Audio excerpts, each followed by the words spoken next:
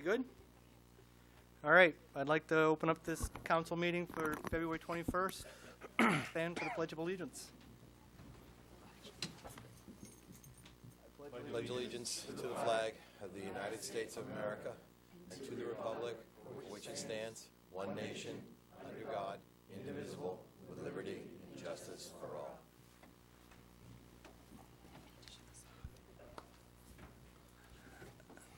First item, Twyla. Roll call. Counselor Albert? Here. Counselor Colby? Here. Counselor Crawford? Here. Counselor Lunt? Here. Counselor Ward? Here. Counselor Crafts? Here. Counselor Brunel? Here. Next item. Next item is good news and recognition. Why don't our guests come on in? This is Order 2017-36, the Lisbon Cheerleader Proclamation. Do we have a motion? I need a motion. I'll make the motion. I'll second. All in favor? Boom. Order passed, 7-0. You're up. Welcome, Lisbon Cheerleaders. You guys can come around the front. The proclamation reads as follows. The Lisbon High School cheering team have made the community proud as they finished first with a score of 66.7 while competing for the Southern Maine Class C Championship. And whereas the Lisbon High School cheering team went to the state championship with the goals of having fun and beating their previous score in the Southern Maine Class C Championship. And whereas the Lisbon High School cheering team prevailed over their rivals, Durago, Monmouth, and Shakopee Valley from the Southern Maine Class C Championship, scoring a 70.9 at the state championship. Whereas the Lisbon High School cheering team claimed its second state title with their performance at the state championship. And now, therefore, we, the Town Council of the Town of Lisbon, wish to congratulate and thank the Lisbon High School cheering team for their fine representation of the Town of Lisbon while winning the Class C state championship title on February 11th, 2017.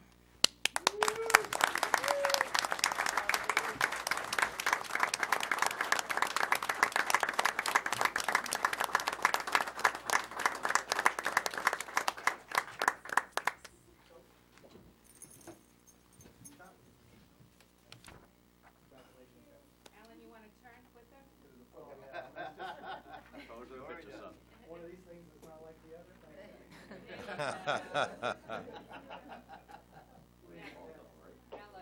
Crowd me out. That was great. Good day to be Greyhound, though, right? Yeah, absolutely. It is. Good job. Congratulations. Go ahead, say a few words. They do a great job at the Thank you very much. Great work.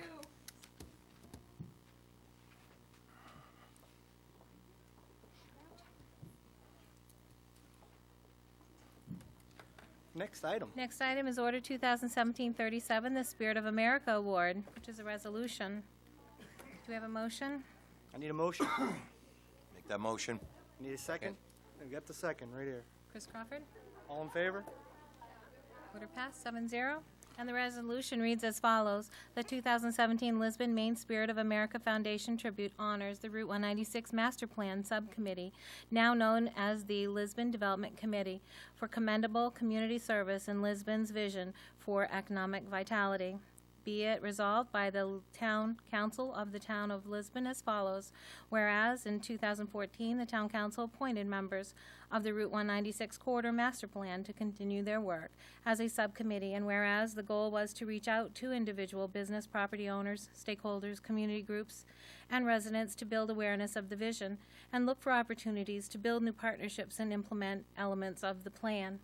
Whereas the committee would select and implement projects that would give the Route 196 planning effort visibility.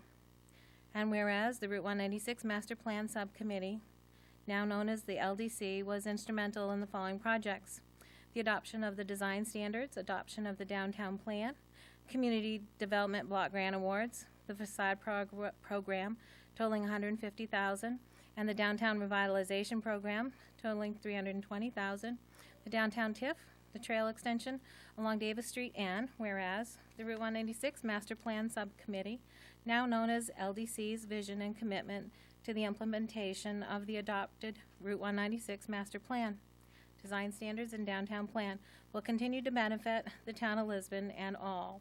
And now, therefore, be it resolved by the Town Council of the Town of Lisbon that the Route 196 Master Plan Subcommittee, now known as LDC, is hereby recognized for their admirable achievements and honors that this committee has instilled upon this community with the 2017 Lisbon Spirit of America Foundation Tribute. And be it further resolved that a copy of this resolution be framed and presented to the Route 186 Master Plan Subcommittee for appropriate display. And do we have... Who's accepting on behalf? Wait a minute, we got a few more members of Fern sitting in the audience. Bring them all up. Bring them all up. If you're a member of the committee, come on up. Yeah. This crowd I can hang with. You look good. Wyatt. No hiding. Let me get in the Here, you're the poster child, sir. Oh, wait a minute.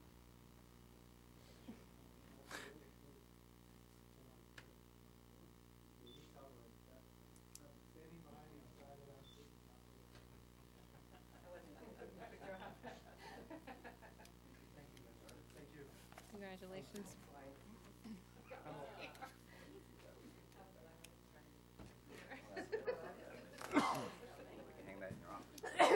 Next item, Twyla. Bless you. Is the public hearing for the Kelly Park TIF District? Oh, wait a minute. Wait a minute, you got one. No. Oh, wait a minute. A. I saw him in the audience, too. Mr. Materier. Yes. It's a surprise presentation to the outgoing Councilor McTevier. Please come forward. It's hard to get the two of you characters in the same place now. It's not actually actively here. Somebody went to Florida. Yeah, we did. So, on behalf of the town council, for your service to the community, thank you for your service. Well, thank you. My pleasure.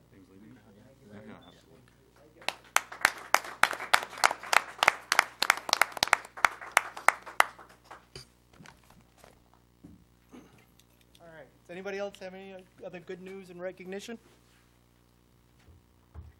I'd like to just go in briefly. Then this past weekend, the 24th annual World's Greatest Sleigh Races, sleigh rides, I should say. They were, looking from the pictures from what Steve posted from his drone. I'm 2 for 2 tonight. Very well attended. So, great effort all the way around for the people that actually put that event together. And the last piece was basketball tourney season here. The Greyhounds were represented both on the boys and the girls side. Didn't work out this year, but they played well, had a great season. So winter sports with Lisbon. Congratulations. We have the wrestling state championship this last Wrestling straight. weekend. And how did they do? We had one that placed third. I believe it was Curtis Bolton. He made it onto the, I think it's New England's. And then we had 2 others placed as alternates. Right on. Right on. So, So winding down, anybody wants to see anything winter sports related, unified basketball is still going on. So I encourage you to see that. It's pretty cool to actually be able to view if you hadn't seen it. For me, it's the only basketball that I enjoy. Sorry, Dennis. I know you don't share the same view, but it's being blind on the left, it's not my favorite sport by any stretch of the imagination, folks. I got hit in the head a lot, so. All right. Anybody else got anything? Next item, Twyla. Is the public hearing for Kelly Park, the TIF district? What I've asked for this is allow Tracy to actually set the stage for this, so she has a PowerPoint presentation, be able to go through that. Anybody that'd like to speak on behalf of this topic would be glad to do so afterwards, and Tracy hopefully can answer whatever questions we may have. Tracy Stuber, Economic and Community Development Director. I tried to keep this as simple and short as possible, but anyone knowing TIFs, that gets a little bit difficult to do. This is really just a quick overview. I had the opportunity to meet with a few counselors and ask questions prior to tonight. So we're going to start with what is a tax increment financing, basically short for TIF. It's a financing method used to catalyze economic development. It allows future property tax revenues from development project to be dedicated and utilized to support the project and related economic development. It's property tax benefits from project used to help finance infrastructure enhancements related to, required for project development, and/or project cost. A TIF can be utilized to support public and private development costs.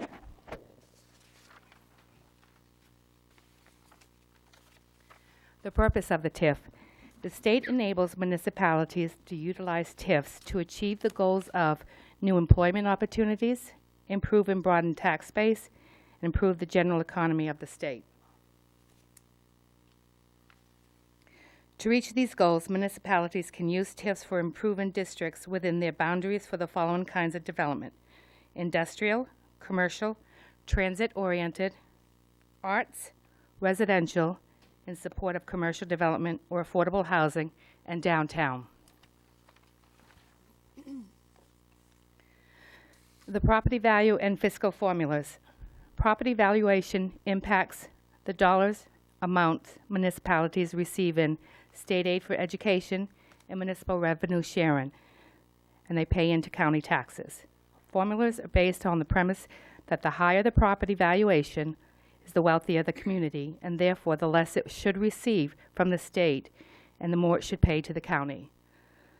So basically, an increase in property valuation results in less state aid for education, less municipal revenue sharing, and more in county taxes.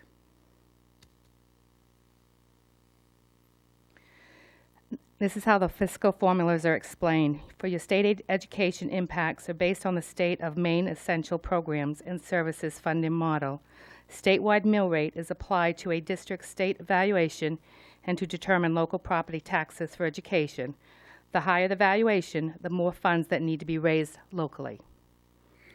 For the municipal revenue sharing received by the municipality, based on population, taxes raised, and state valuation, the higher the valuation, the less money of revenue sharing received by the municipality. County taxes paid by a municipality. Based on the municipality's percentage share of county's state valuation, the higher the share of valuation, the higher the county tax. So basically what you look at is when you see a TIF, for every new tax dollar, you lose 40% of revenue. It's a state revenue sharing and for school aid. How the TIF works. You start off with the base value of the project, and that base value is assessed, and that goes directly into the general fund. So when a developer builds a project or invests that money, it's that new value is what you shelter, and you have the opportunity to shelter a certain percentage. Also within there, you're given a time. TIFs can go up to 30 years. Once the TIF ends and expires on the end, you'll see that both the project final total value as well as starting off with the base fund goes directly into the general fund at the end of the TIF term. But your base value will always go into the general fund, so is anything above that.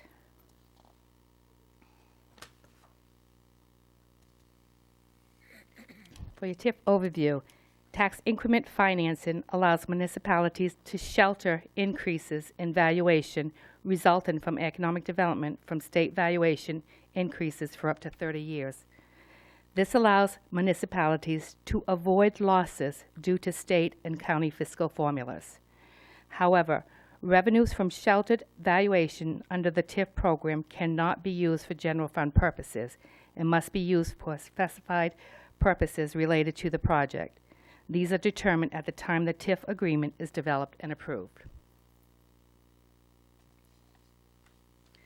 The TIF process. The municipality determines the percentage of new valuation and therefore associated revenues to shelter within a TIF, up to 100%. What is not sheltered accrues to the general fund. Sheltered revenues can be used to support municipal expenditures in support of or made necessary by economic development, and/or can be used to incentivize a private investment by a business or developer done through credit enhancement agreement. Municipality determines the percentage to be shared and can be any amount between 0% and 100% of all TIF revenues.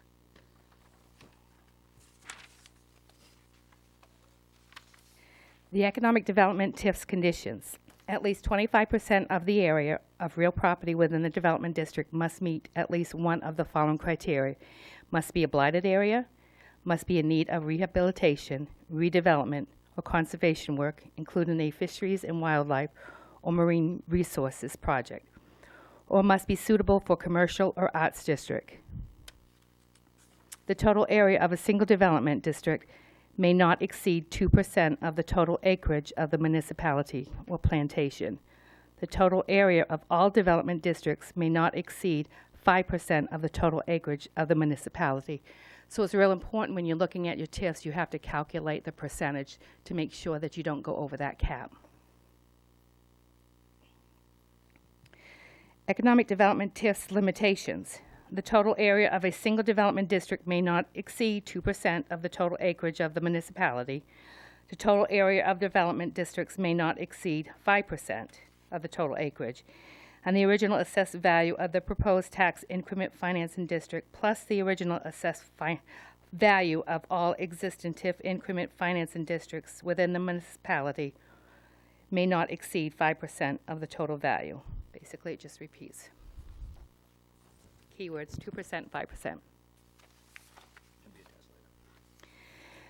The TIF bottom line is TIF can be both support economic development and be a fiscal benefit. If the municipality wishes to support economic development as a matter of policy, TIF offers an opportunity to significantly reduce revenue losses due to state and county fiscal formulas.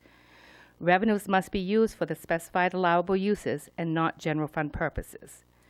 Revenues can be shared between municipal uses and/or incentive to the developer/business. Can be structured so that even with incentive to developer or the business, the municipality is better off fiscally than if it were not to provide TIF due to the formula impacts.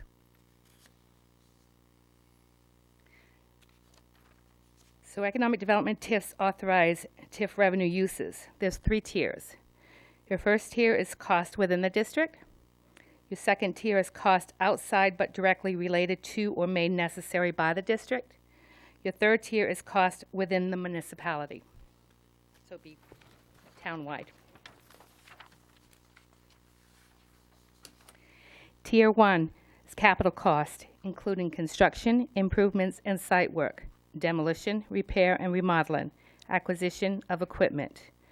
Your financing costs including premiums paid for early redemption of obligations, interest paid to holders of evidence of indebtedness, issued to pay for project cost. Continuing. Professional services. This would include licensing in architecture, planning, engineering, and legal expenses. Other costs including reasonable administrative expenses of municipal employees, or relocation expenses, organizational costs to establish the district like impact studies or public information.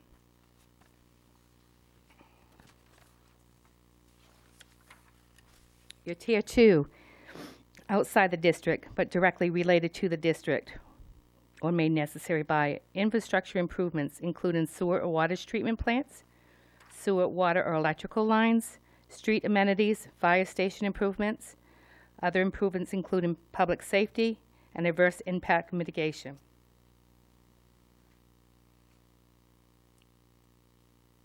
Tier 3, within the municipality, economic development programs or events developed by the municipality or funding marketing of the municipality as a business location. Environmental improvement plans, permanent revolving loans, and employment training. The cost cannot exceed 20% of the total project cost. Scholarships for residents to go to school elsewhere if the municipality has no institution of learning, but must be a main institute.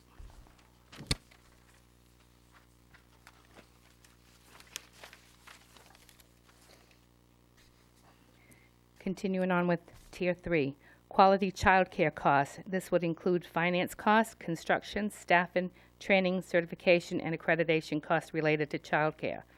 And arts district activities, arts education, performing arts, venues, museums, arts studios. Transit activities, new or expanded transit services, purchase of buses, ferries, vans, bus shelters. Recreational trails, new and existing, which have been determined to have significant potential to promote economic development. Some of these, when you get into the arts and transit, are related to a certain type of TIF. So your transit would be a transit-oriented TIF, and some of your arts would be through like a downtown TIF. How the TIF is created: you designate the land parcels to be included within the district boundaries. You prepare a development program, projects eligible to be financed through the TIF. Prepare a financial plan. These are projections of expected revenue. Publish a notice of a public hearing. Vote by town council to approve. Submission to Maine Department of Economic and Community Development.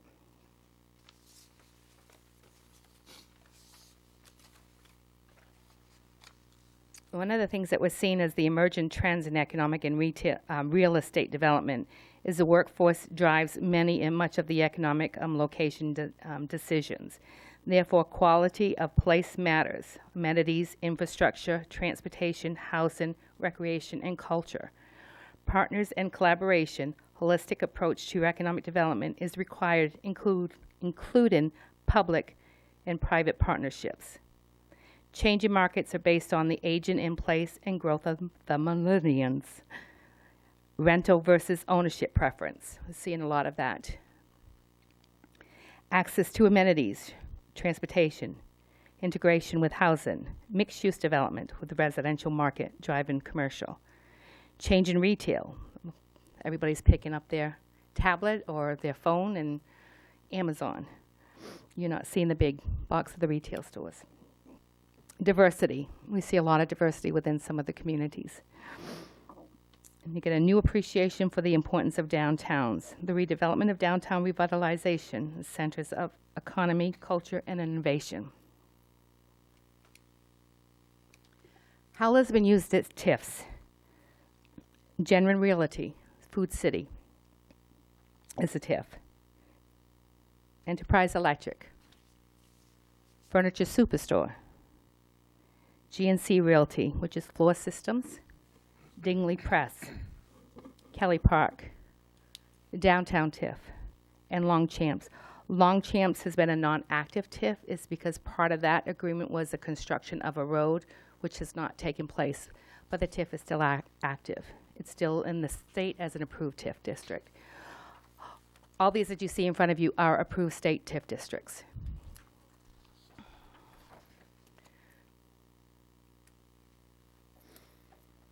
As you know, within Kelly Park was recently changed within zoning to go from commercial more to residential.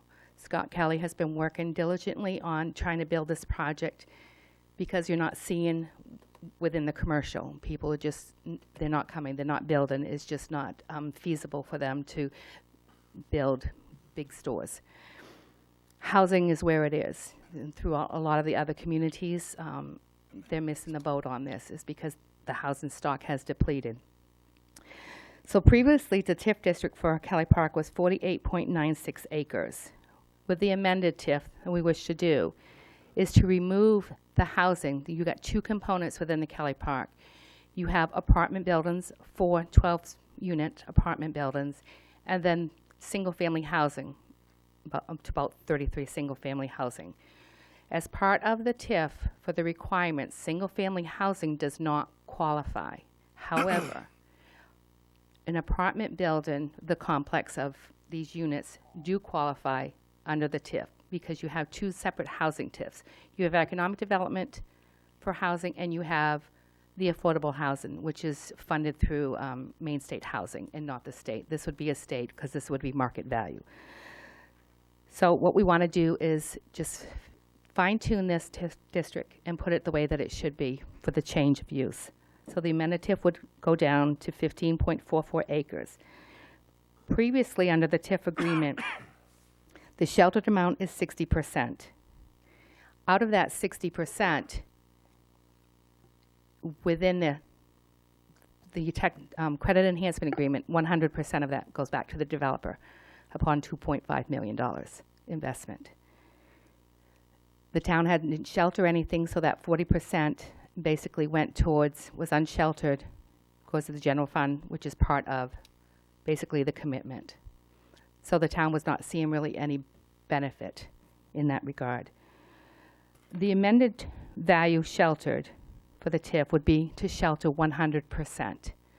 So instead of having 40% just kind of go off to the side, it's an opportunity for the town to capture that 40% and reinvest it back into the community without having to raise tax dollars for economic development projects. And the developer would be the same. That wouldn't change. It would be 60%. So basically, we're going from sheltering 60% to sheltering 100%, would be 40-60. The total projected build-out cost of the apartment complex, and now this is just basically within the new assessed value, we're looking at $5 million. But when everything is said and built out, it will be more than that. And within the houses, the full complete build-out of the houses, you're going to be looking at Kelly Park of closely about a $20 million investment within that district. Mr. Kelly is here, and he'll come up to the podium and say a few words, and then we'll be able to answer any questions.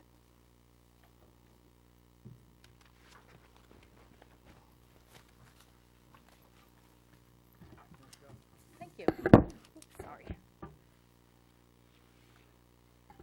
Sorry. Scott Kelly from now back in Lisbon Falls, previously in Topsom. I was a resident here in Lisbon for 31 years, moved to Topsom for 15, and happy to be back here in town.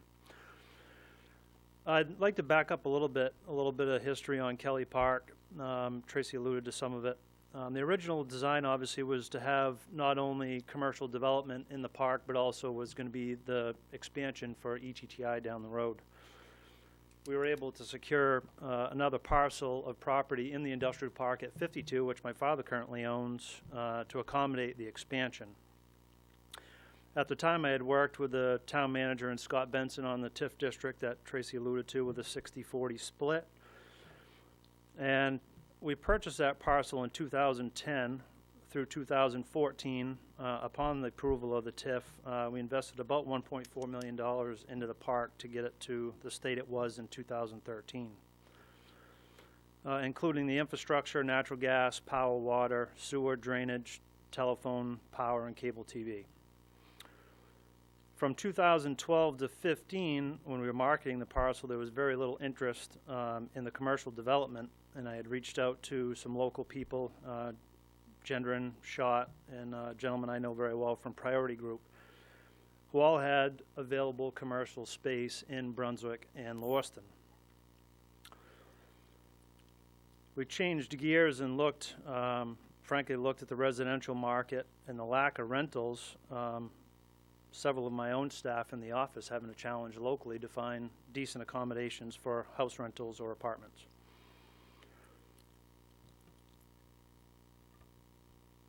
What we thought would make this a successful project for residential was the wide 4-lane entrance, which has safe access to the main road and a secondary road to Moody, LED road lights and full parking lot lighting in the apartment complex, granite curbing, walkways, irrigation, and full underground utility access, and a large green space around the apartments not found in many locations.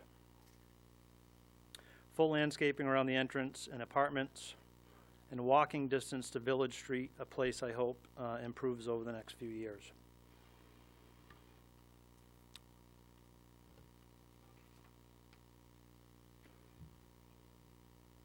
The new decision, based on the advertising that we've done to date on the build-out of the park, has been pretty tremendous. In the first 2 weeks listing homes in the park, we've had an average of 1,400 hits on each of the 5 houses that we have online currently over the last 2 weeks. So it appears to be a good move going forward. We've secured a contractor to build the first 2 12-unit apartments, buildings 1 and 2. We've also secured a builder who would do 5 initial single-family homes ranging anywhere from $260,000 to $285,000, which is roughly a 1,650 square foot house and 2-car garage, and I have a few photos there if you guys are interested. Thank you. With enough support on the first 2 12-unit apartments, there would be an additional investment for 2 this season. Probably would not be finished until 2018. Ultimately, there's enough room there if the demand is in place for 6 units, which would exceed what Tracy's calculation for 5 million.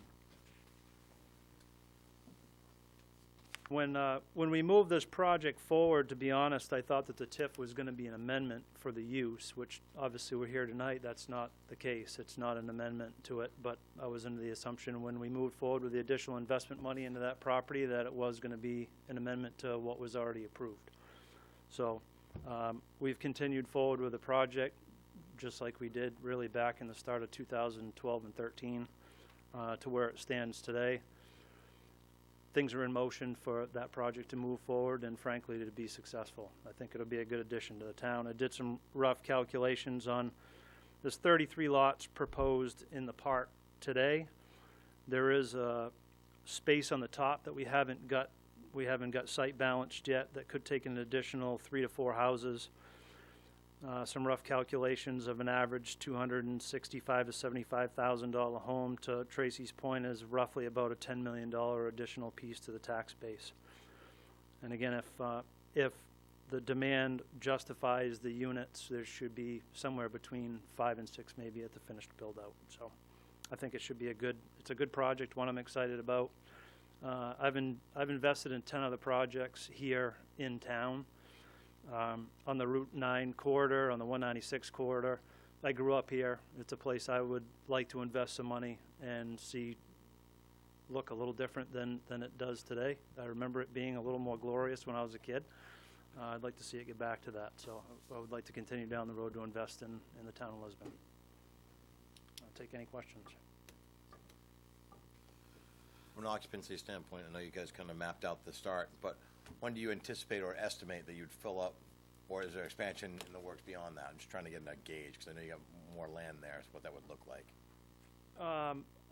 So the first units, as scheduled right now, would be completed in August, and we wouldn't do any more until those were filled. So we wouldn't give, additional contracts until the first 2 units were 100% filled. Makes sense.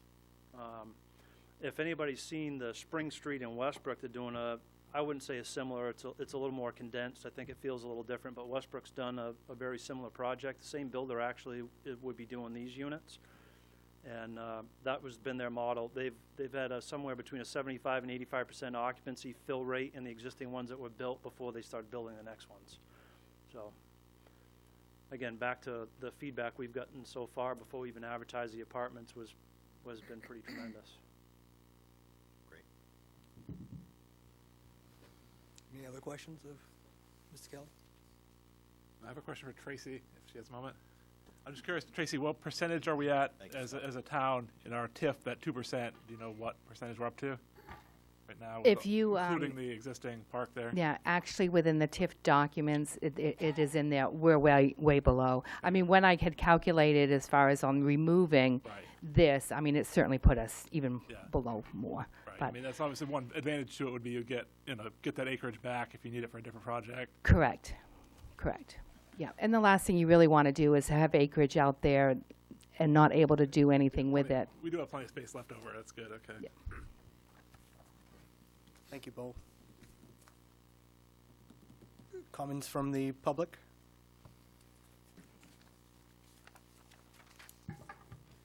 I'm Don Fellows from the Lisbon side of things over here. Also currently chairman of the planning board and a member of LDC. So I want to start off by saying that the planning board, from my standpoint, fully supports economic development in this town, fully supports development of this area. We've had a few ups and downs with it, but we're generally very supportive of everything that's been going on. But I would like to correct the record just a bit.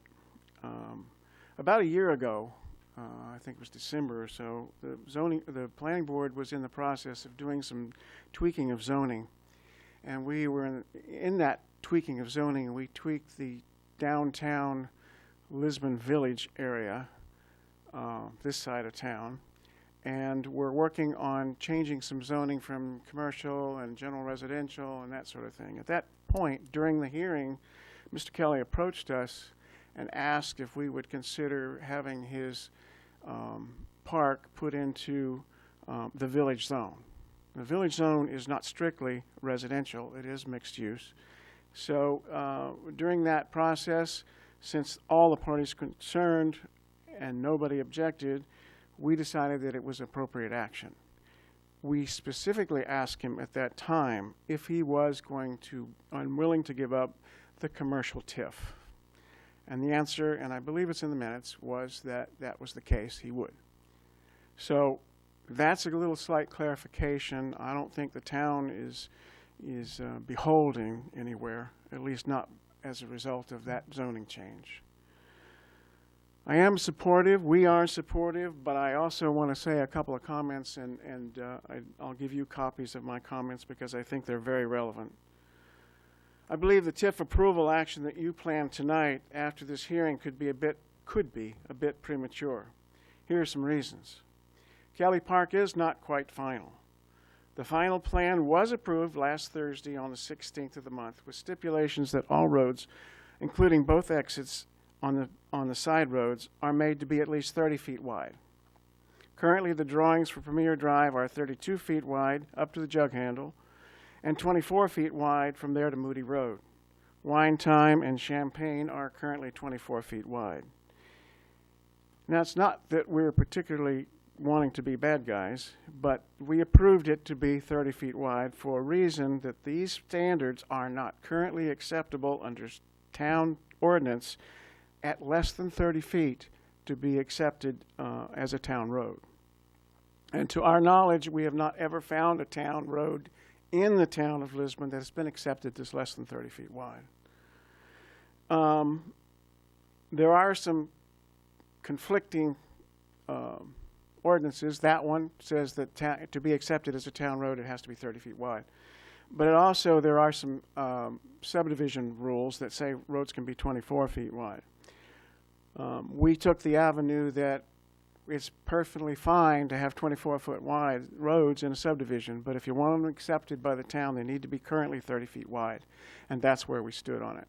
And so that's where that is. We did approve it. I expect that we will sign Mylars for that on the, I think our next meeting, I think it's the 9th of the month. Also, and you could say easily that these roads don't need to be approved, and that's the case, he can decide not to do that. However, the town water department has also stipulated that the roads must be accepted by the town before they will accept the water lines. So we're in this little bit of a confusion point. Secondly, the DEP has not yet approved any of the last two subdivision amendments and is not expected to until somewhat after the 1st of March. The agency comment period doesn't even end till I think the end of this week, the beginning of March. The parcels dedicated for the TIF, 15.44 acres, as Tracy pointed out, include all the roads. The lot that holds the apartments and Lot 2 as well as a couple of common areas. The change in the road width may have minor impact on the TIF district, maybe not much, but it should be correct. I support the point from the wording in the TIF stating that the main purpose for workforce housing for young professionals and those looking to downsize, not an employment opportunity. On the face of it, it seems a stretch to say that workforce housing for jobs in the Brunswick area would be a draw for housing here. However, because of my personal experience, I believe the purpose to be a valid assumption. Lisbon was a logical and prominent source of affordable housing when Navy personnel sought accommodation for their families in the not-too-distant past. Many came and rented or bought in Lisbon largely because of the Brunswick-Topsham area was much pricier, and many are still here. Because of that, I wonder, why wouldn't we take all of the dollars that will be given back to the town and turn them into something for current and future residents? Why wouldn't we try to improve the infrastructure or develop properties to that end? We all know that the Village Street area needs improvement, and this revenue could be a source currently at $44,000 a year or more, and every year for the next 20. Right now, the wording in the TIF currently says that we have to spend it on Economic Development Office and as a grant match. I realize that could change. If we don't, it will go to the general fund unsheltered.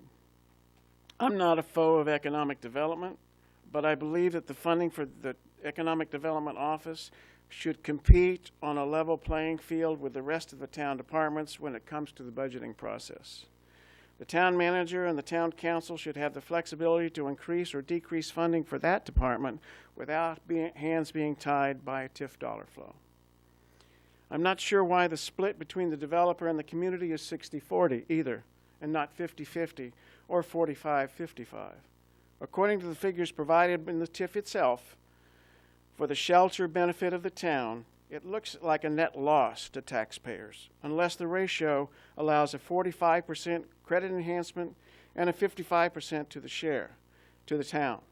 That even includes consideration for community share. And if you do the math, at $5 million and the tax rate that you used in the TIF is $112,000 annually.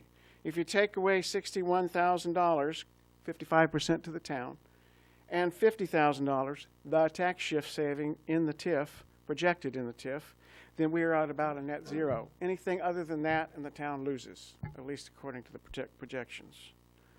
So if it loses economically, then the other benefit has to be, what is it doing economically for the town? And we already said it's not jobs. It's housing. So yes, it could do some, but not nearly as much as if it were jobs. I believe that the taxpayer should see some tangible, viewable, and recognizable benefit to the taxpayer. In other words, I think we should take our share and put it into something that every taxpayer in town can see and say that's why they're paying their taxes. For all of these reasons I have stated, I think it may be time for the council to just take a short breather, wait for things to settle, and while doing so, think about making the taxpayer whole while helping economic development in our town. Thank you. And I have copies for everybody. Appreciate it. Thank you, sir. Thank you, Don. Step right up. Who's next? Does anybody want to address anything that Don just said? Scott, anybody, Tracy? Don gets up. Well, it's still fresh. Thank you. Everybody's heard what Don's had Thank to you. say. Thank you, Counselor. One of the things within exactly, the council does have the right as far as to decide as far as on the percentage. The state has approved the TIF district. The state continues to recognize Kelly Park as a TIF district. That has not changed, and it's not going to change unless it's amended here. So I would like, people to understand that. So it's not a matter of just saying, okay, well, we're going to do this, and we're going to do that. The documents that are in place are still in place, and according to DECD, are recognized by that and are approved. Again, the council, if they so choose, we don't have to be in a hurry. We know what we were looking for as far as to put this through was when the development was going to take place earlier. But we couldn't do anything until going through the planning board process and making sure that everything was approved before I could bring that before council. So the date, the threshold date to hit for the state for approval was before March 1. That's not going to be a factor, is because if the apartments are going to be built, they're not going to have their tax, that new value, until the following year. So that gives us a little leadway in looking at this and deciding, as far as for the council, what they want to do and where do they want to put that percentage to as far as the programs that they want it to go to. That's perfectly within the right of council to be able to do that. The next round, as far as on TIFs to be reviewed by the state or for the amendment, would be after July 1. So I just want to clear that. This isn't what we're trying to rush, but these were the steps that I had to take to get us to where we are today. Thank you, Tracy. Scott, do you have something you want to? Okay. Brian LaRochelle, Lisbon Falls. I know it's baffling sitting there listening to all the details and facts because it's really overwhelming. You could go to a weekend seminar on TIFs and still come home not knowing anything that started with. It's amazing. I think anytime in town we can actually support a developer coming in, I'd be really a hypocrite if I said that this TIF wasn't good, since I was one of the ones that voted on the original TIF for Kelly Park. Anytime we actually have an opportunity to come in and actually work as a community, support business people, I think it's great. Through my tenure as on council, we actually had an opportunity to sit through a few different TIFs, and one of the things that the main thing I learned as we went through and what came up after is the detail is in the TIF of what it is.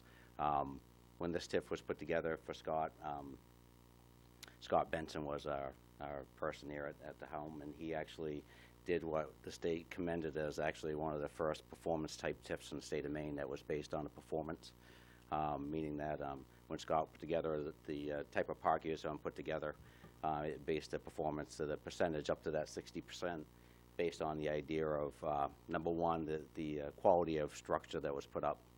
One of the other performance part of it was the number of jobs that was presented, and then another level to that was going to be the dollar factor or the earnings of the people coming into that job. So basically, to hit that 60%, you would you'd have a top-notch job versus the idea of building a big storage unit that actually didn't have a whole lot of job and good value to it.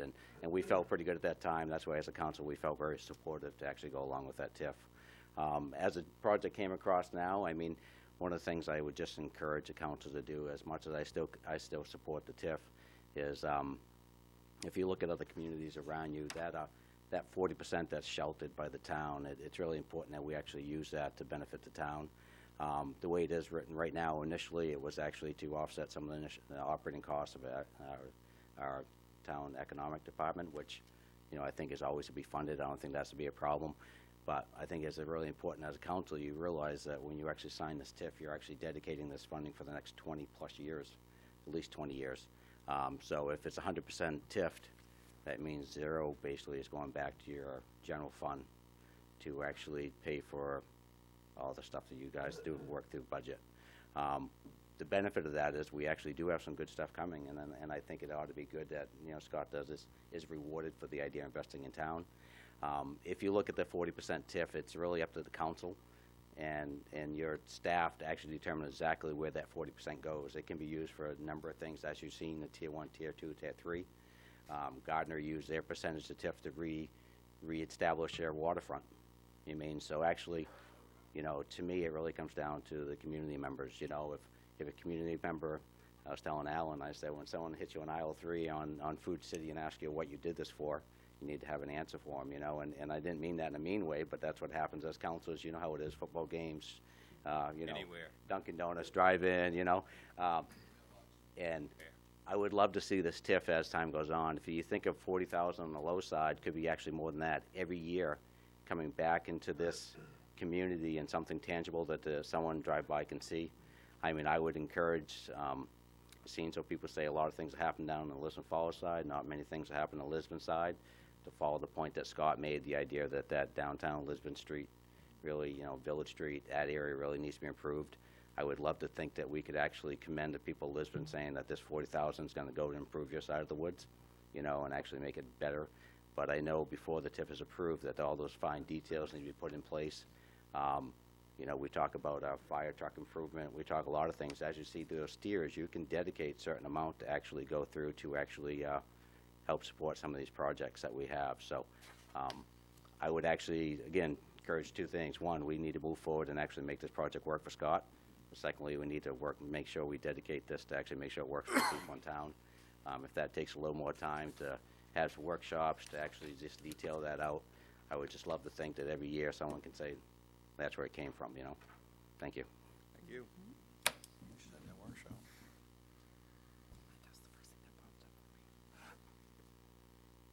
Good evening, Ross Cunningham, Lisbon Falls. I'm going to keep it really brief. I'm a big supporter of this project. I think Scott knows that, and I think the council knows that as well. As one of those Navy individuals who looked for cheaper housing, I found it in Lisbon 15 years ago, and I'm still here, and I'm thrilled to be here. I do think, I don't know if many of you know that years ago when they introduced the Chickadee license plate, it was for conservation. The state then turned around and reduced the conservation budget to offset the money they were raising from the Chickadee license plate.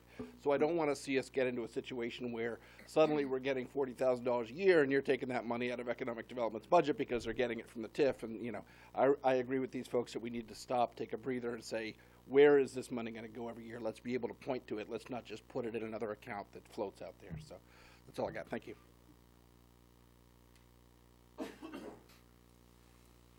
Step right up, people. Anybody else?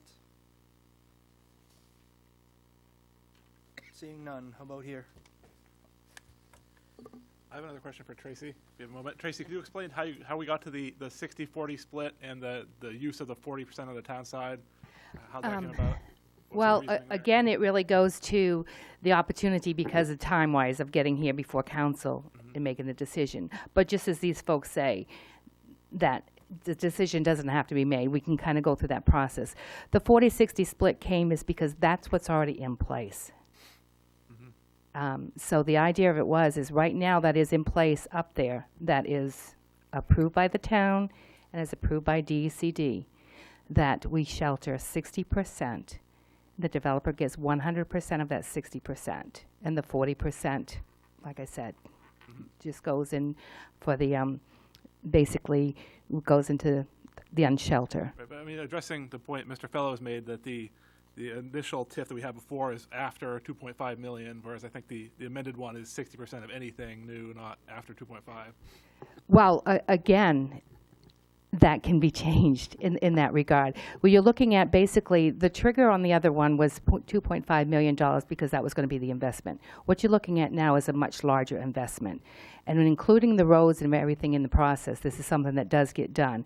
And it helps within the TIF is because of what you're going to be able to do is help defray some of those costs for that infrastructure, for what's going into the roads and the underground lighting and electrical and all of those types of things. So it can kind of help offset those costs.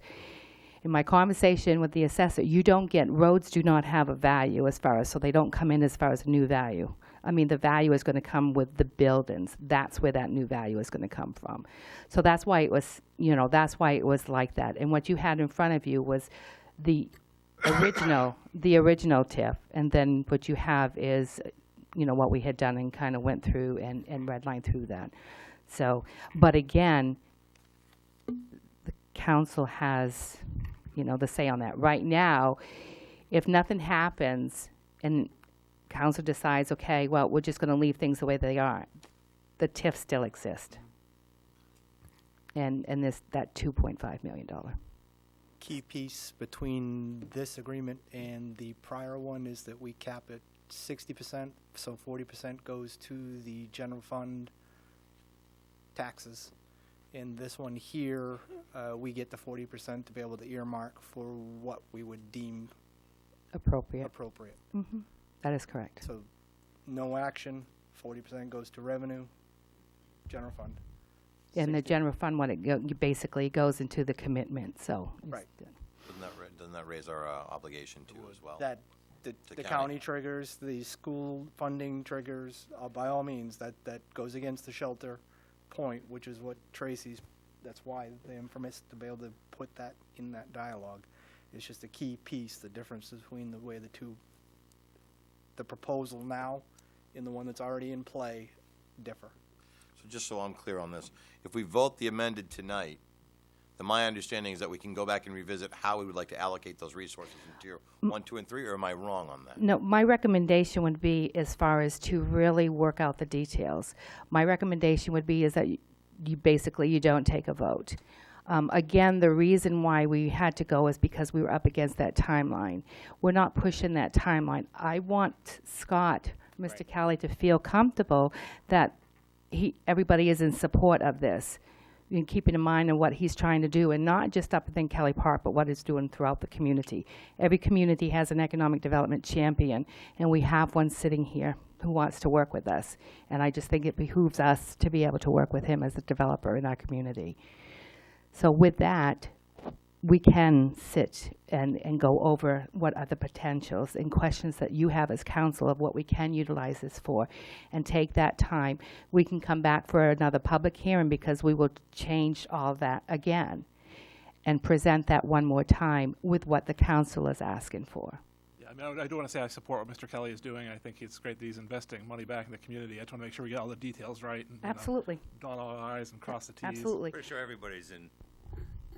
That's why we're having the making it public. better. Yeah. That's why we're having the public hearing tonight. In that Correct. regard, is we want to be able to move this forward, to be able to support whatever version comes forth. So there is development on that piece of property. Right. Absolutely. And, and the biggest thing is now is that when you look at, when I was doing it, Mark, to answer your question, is when you look at the different programs and what, I didn't know what council wanted, because we haven't been able to have that dialogue.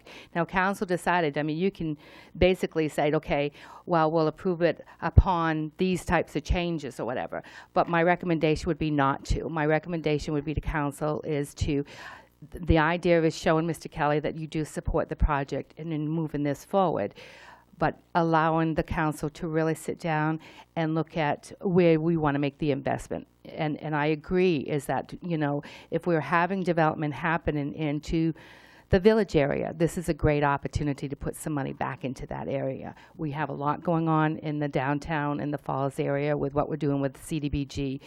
Again, this is another opportunity. And by doing this, it might even help us get more CDBG funds because we're able to use some of these TIF dollars for some of those projects. So maybe we can have an opportunity there as well. So, As it sits tonight, I'm not prepared to vote on this. In that regard, is it stands right off the page. In that regard, is key heartburn for me is that over the 20 years, 1.018 town money is going to cover economic development's budget, not something tangible on the other side of town. That's a key piece for me. I know I'm one. I'm just expressing the sum of what you guys have already heard from me to get to this point tonight. I hate to bind the future council's hands that much from somebody 20 years from now might want to spend the money differently than what we want to do. I think we'd be foolish to not take our time and take a look at what our needs are. Perfect example is we just came out of a workshop regarding sewer study. I see some excellent opportunities for us to address some of those needs, and it's a long-term plan, which is exactly what matches up what we're talking about, what the recommendations were with the experts. So I can't see how we wouldn't be smart enough to sit down and talk about that. Key point to that is anything we heard in that sewer rate study was the fact is if you do the development on the west side of town, you get the best bang for the buck because it's coming to the east. Absolutely. So something of that nature by any stretch, that's the tip of the iceberg, but to open up that envelope for the discussion. We're not allowed to every year pick a different spot for that money to go? no. Just so everybody out there gets that, right? You'd have to keep coming back with an amendment, an amendment, an amendment, an amendment. And no, you don't want to do that. You really, you really want to. Something down, absolutely. Yes, you really want to look at as far as on where you want to make that investment. To go to your point, it lines up what we've been trying to do as a council, and we talked about this year coming out of the gate, which is set long-term goals and be accountable for those goals each year. There's 20 years of goals. Well, yeah, that's exactly it. We start the plan now. We can't, Right. like, Right. well, yeah, like Mark said, we can't bind anybody's hands, but the idea is to lay some good framework that makes it easy, because I know that that's something we all want, walk into something that's already kind of established, and all you gotta do is tweak it. When you look at the years are not extended on this, and basically it goes back to the beginning of the TIF. So the TIF was written up for 30 years, so it would just start off whenever it comes into play and go from there until the end of that time. So it wouldn't be like there'd be any additional years added or anything like that. That's already at its 30-year max. And the CE credit enhancement, the max is 20 years. So within that time frame, you've got to find that 20 years in there. If I'm hearing you correctly, any change to what we're looking at in content actually requires another public hearing? If we go into, I did check on that. If we go into change in the development program, then we want to do another public hearing on that. Because Yes. the nature of what we're actually talking on investment or? That is correct. If it's just within the language and things, we don't have to. But if we are looking to make changes within the development program, how we're going to spend the TIF monies, then it should come back to the public for a public forum and then for approval through council. I would rather see it that way. I just wanted that key piece repeated, if you will. But basically, what we're looking to demonstrate here tonight is the fact that we want to help be able to invest in this project as well. So, anything else? I believe that's directed right at you, Scott. Is that? No, it's been- Most everybody up here, we believe that everybody's interested in the TIF. They just want to make sure where it goes. That's all. Key piece. So you're going to have to come back again, but you're going to still keep marching on. Well, there's an agreement in play. There you go. That's right. You know it's going in the right direction. Right on. Moving on. If there's nothing else, by all means, let's move on. Anybody else got anything? Thank you, Tracy. Welcome. Yes, thank you, Tracy. Thank you, Scott. Thank you, Tracy. Next item, Twyla. Audience participation and response for agenda items. Yes, sir. I don't recognize you, and please introduce Roger yourself. Bickford, 149 Main Street. Last time I was on this side, I was given our Old Town manager, holy old heck. So I flip this towards the... No, you're everybody else. I'm here to talk. First thing I want to do is thank the council for the gift you gave me. It was really appreciated, and when I got it, I really wasn't top notch. So, You gonna share with the people, Roger, or you just gonna keep it to yourself? what? Eric, you want to show it? Your gift. It was a binder with everything on it, and it was very, very, I really appreciate it. You know what I got anyways. I'm here on the comp center, and everyone knows, most of everybody knows, that I am very safety oriented, public safety oriented. I have been going down this road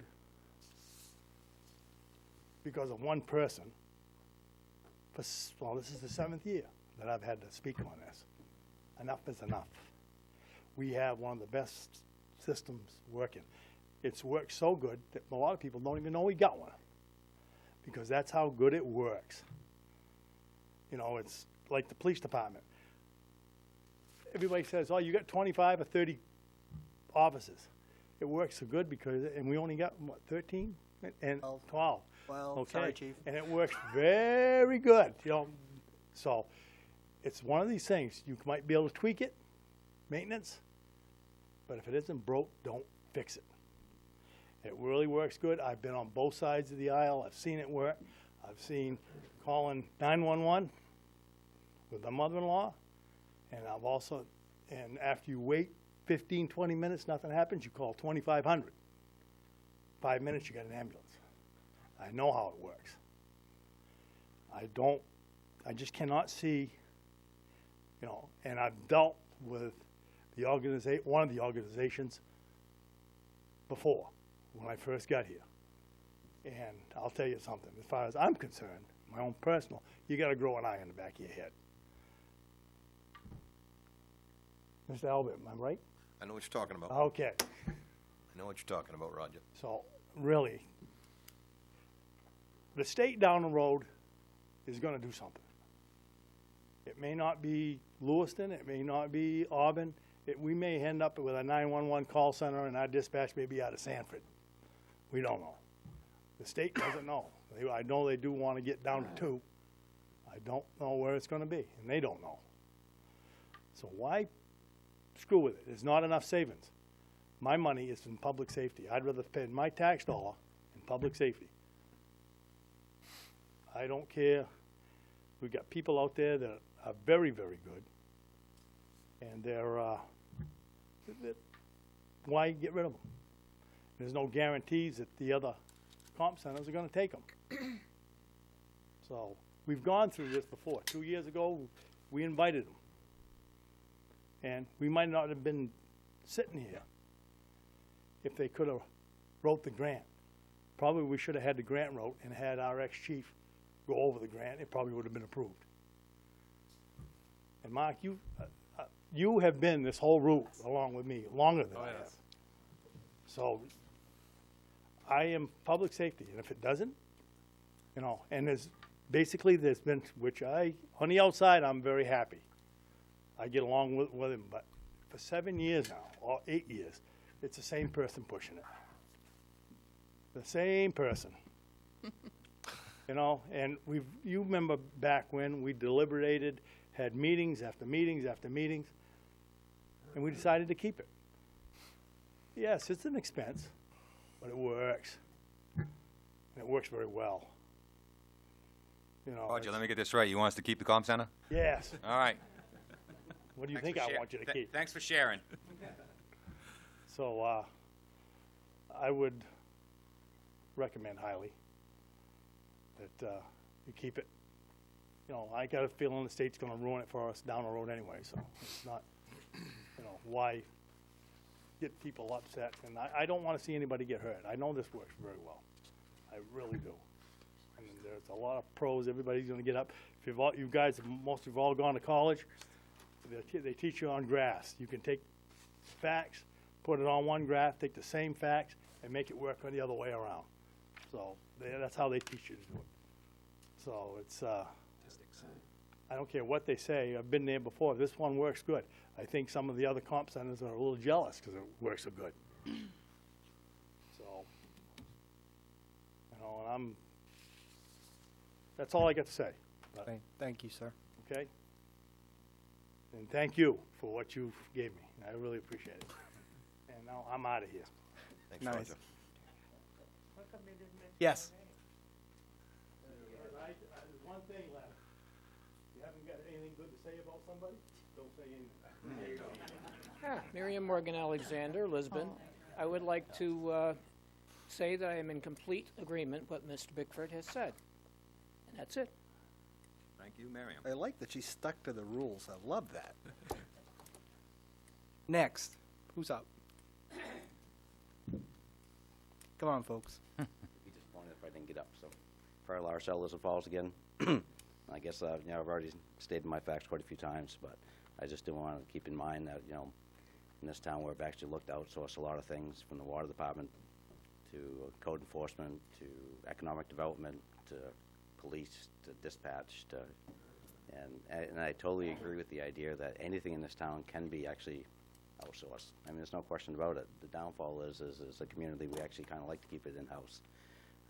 We like to keep, sometimes we fight to actually bring in the business to promote 3 or 4 new jobs, and we're talking about an opportunity of getting rid of 7 of them, which is kind of really disheartening in a sense in this world. But you know, I've always promoted the idea of small town stuff. We like to keep stuff local.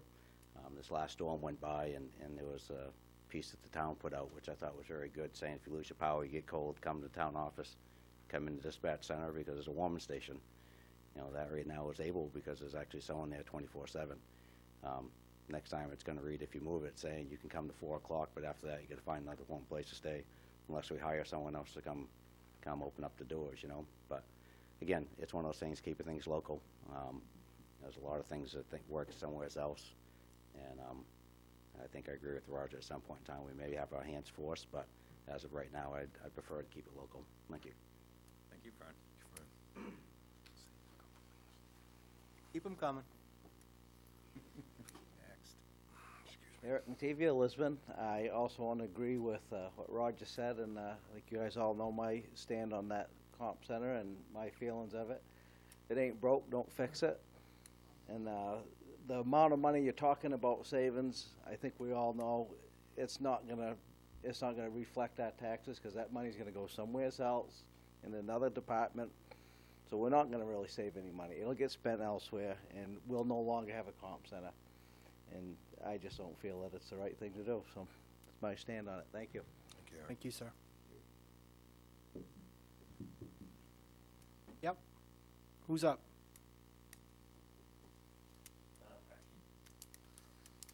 That was entertaining as hell. I'm going to do that. Larry Fillmore from Lisbon.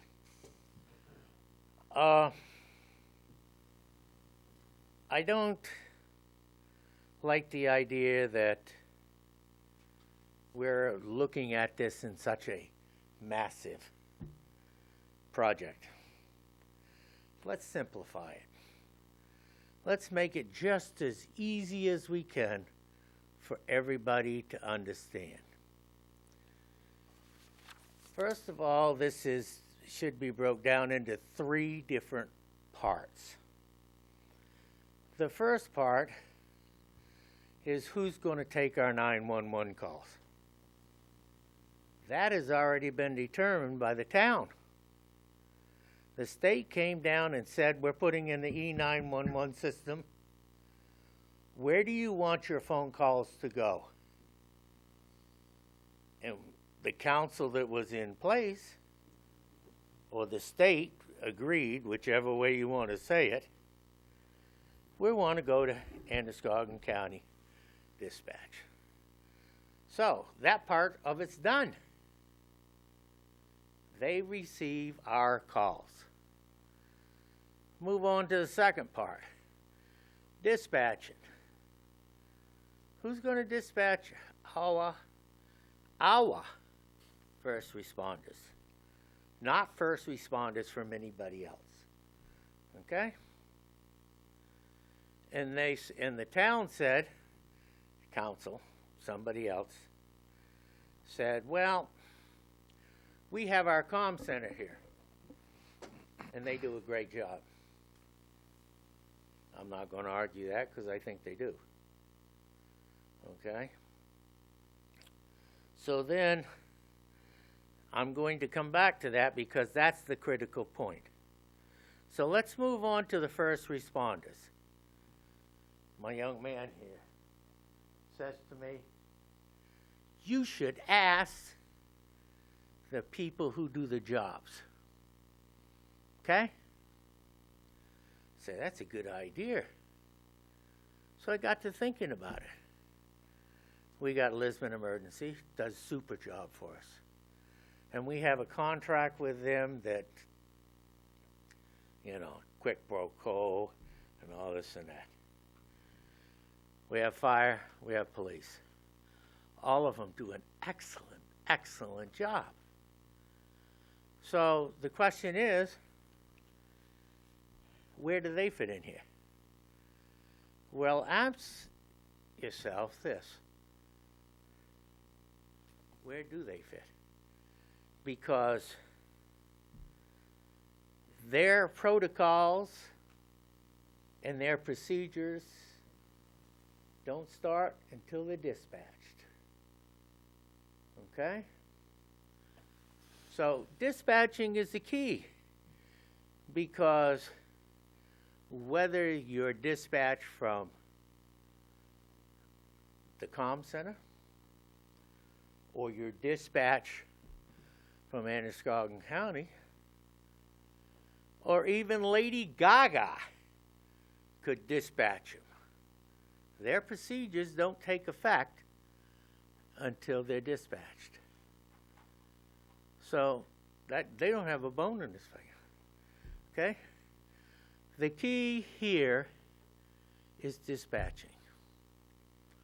So we look at how do we dispatch. Right now, the town has an agreement with Lisbon and Androscoggin County that when they receive a 911 call, they are mandated to call the comm center before anybody's dispatched. Now, that's not the way the system was designed. That's not the way it is with the rest of the world. Okay?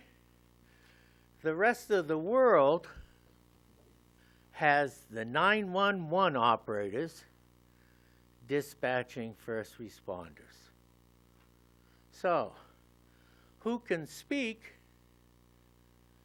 for dispatching? Well, we have the two sides. They can fight all day long. But the impact is the person who needs it the most. Whoever's in a critical situation, they're the ones that should be up here talking and telling you that when I need a first responder for anything, I want them there as fast and as quick as possible. So we already found out from the EMTs at Lisbon Medical Center that when the comm center takes the call and they dispatch without coming from Androscoggin County, they are not able to provide an emergency medical code which the EMTs need.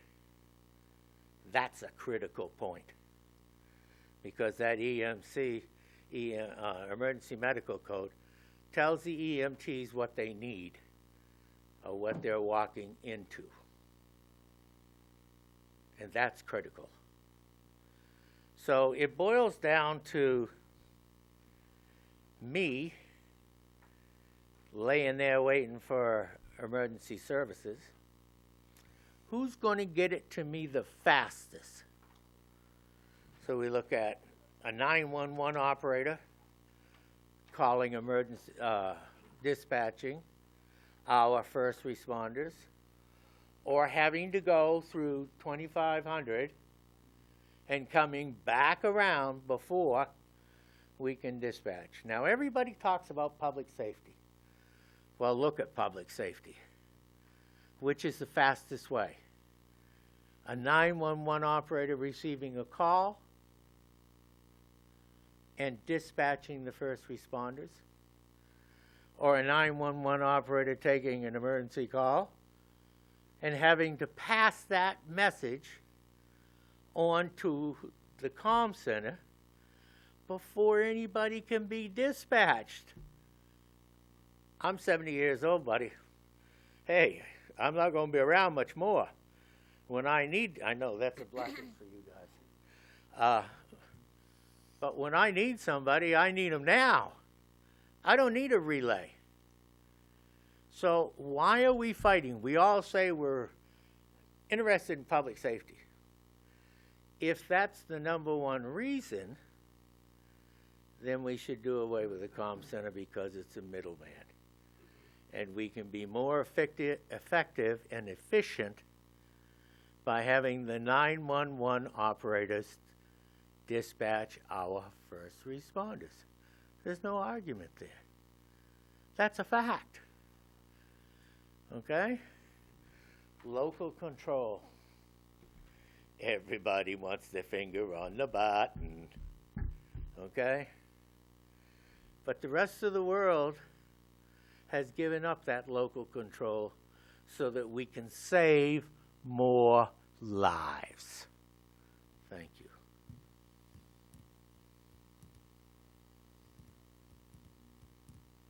Something new? Please. Not just repeating what we said last. That's all. Thank you. Okay. Some of you know my history, and I usually have a scanner. Why is it when the EMS is dispatched that our dispatcher is giving them the medical codes?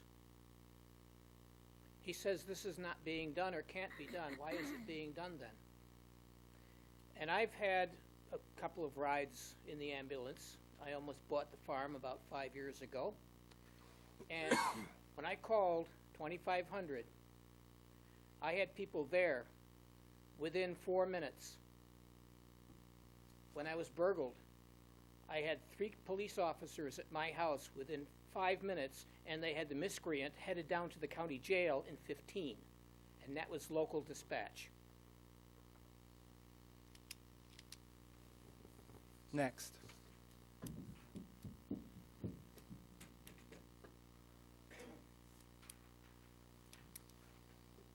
Hi guys, Jeff Pickard, Hewden Road in Lisbon. A couple of things for Mr. Fillmore. Just curious, he mentioned that he was going to talk to his first responders or his dispatchers. So I'm just wondering if, Larry, if you ever did that. Another thing is, I know that with everyone having cell phone these days versus landlines, that when someone calls 911 in an emergency from a cell phone, that call gets pinged off the nearest cell phone tower. So it could be Androscoggin County that answers that. It could also be, if we're out on 125 near the Bodahan line, it could be going to SAG. It could be going to SP Gray. That 911 operator answering that phone is getting multiple 911 calls all the time, and I don't think it's feasible that they're going to take the time to dispatch first responders. So they're pawning those phone calls back on to where that emergency is taking place anyway. So that phone inside Lisbon Dispatch is ringing.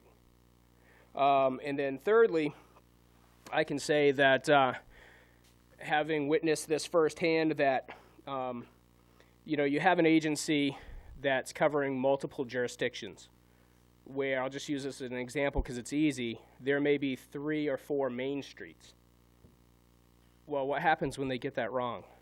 Because it has happened. And we've had fire, EMS, police departments, damn ready or damn near taking out doors, because they're ready to go in. They're responding to the address that they were dispatched to, and come to find out it was a main street in a different town. It wasn't even happening in the town that they thought it was. So I think what you see is, you've got guys and girls sitting in our dispatch that are trained. They care about the community. They're familiar with the community. Sometimes they see the phone number come up on the caller ID, and already they know who they're dealing with. Because a lot of these calls are coming from the same place. I mean, it's recidivism. We've got frequent flyers, if you will. And I think you lose that community awareness when you start looking elsewhere. So that's all. But if Larry could address if he did talk to the first responders, that'd be great.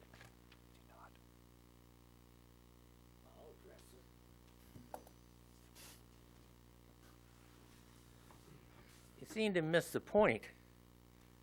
The point is the 911 operators call our first responders. They don't call anybody else. They call ours. It's the same. I guess I gotta stand over here. It's the same as they know, you know where everything is in this town. Okay, and I'll give you an example.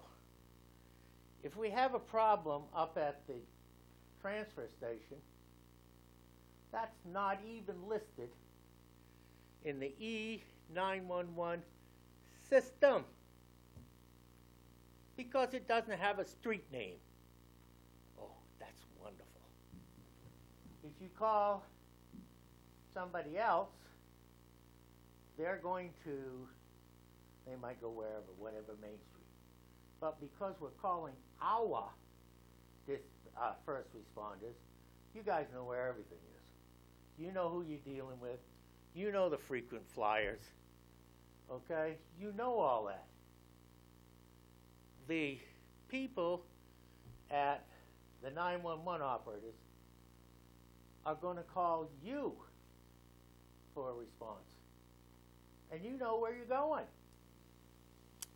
So there's no difference. Lady Gaga could call you dispatcher. It doesn't make any difference who dispatches you, as long as you're doing the local connections. Now, over here, Miriam. Whoa. Yeah. No, Hold up. we're No. done. We're done. No, that's it. Oh, I thought you We're- wanted me to answer their question. No. No. Jeff, No. Jeff, Very specific question, Jeff yeah. asked Jeff, for a his answer question. is no, he didn't speak with any responders. Thank you. Okay, next. Moving right along. Anybody else, please? Nobody else? Thank you, Mr. Ray. Look at the hair, folks. Mr. Ray. Perfect, every time. That's a joke we have going on. I'm Ray Schlotterbeck, Lisbon.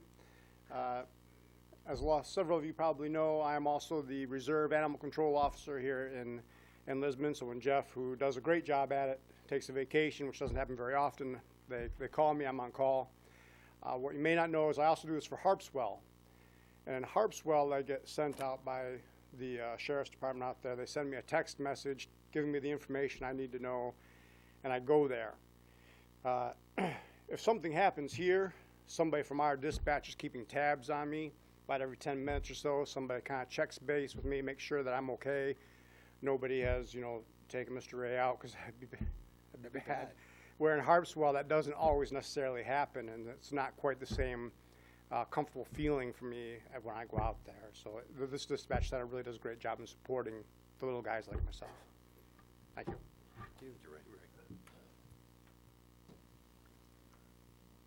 Still on public session, folks. Anybody else? Scott Kelly from Lisbon. I didn't come here tonight to talk on this, but I was a firefighter for 13 years here in Lisbon, and I always found it interesting that people had an opinion when they didn't get up at 2 o'clock in the morning to run out to whatever that call was.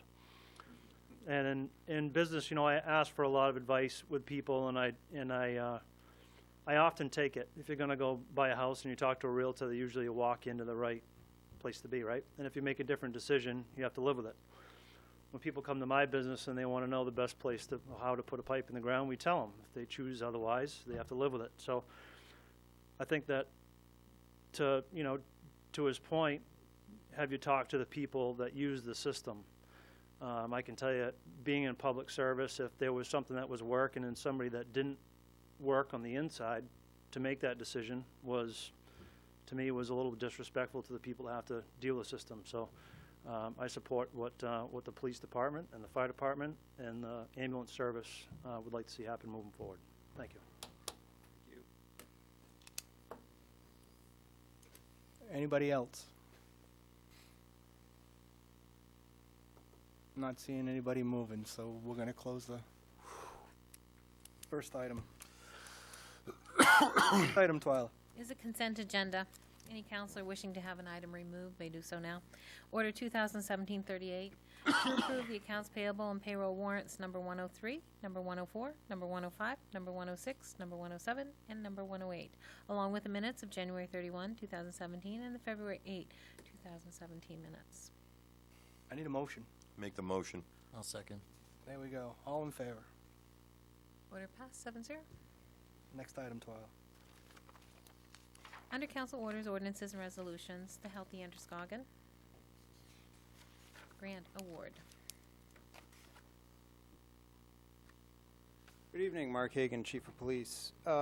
Healthy Androscoggin, which is a community coalition, if you're not aware, originally put together in the mid-90s to address the youth and tobacco consumption. So they've since expanded to their purview to address all number of issues with regard to youth and underage drinking and drug abuse and so forth. So they've received a grant from the University of New England, and they want to sub out part of that grant, which is $600 to the Lisbon Police Department to address underage drinking enforcement. So they've offered us $600. What we would like to do is, with your approval, accept that money and use it towards, we would be able to fund two details, two officer details. We would like to do one of those on prom night and another one on project graduation weekend to address underage drinking. So we're just asking for your permission to accept the grant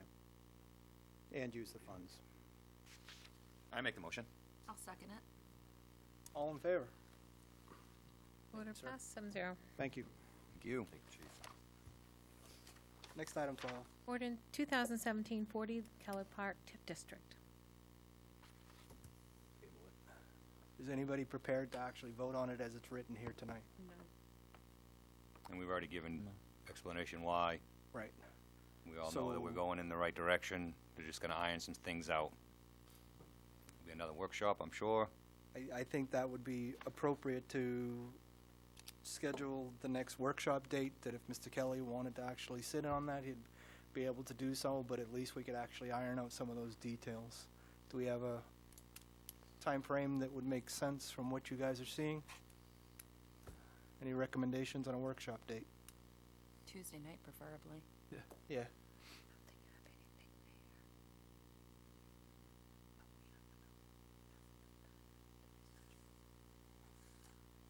Can we schedule that in another meeting so I can put Please. the budget schedule in front of me? Please, I know that that's a lot of moving targets associated with that, and Budget meetings all scheduled for Tuesday, right up through March and most of April.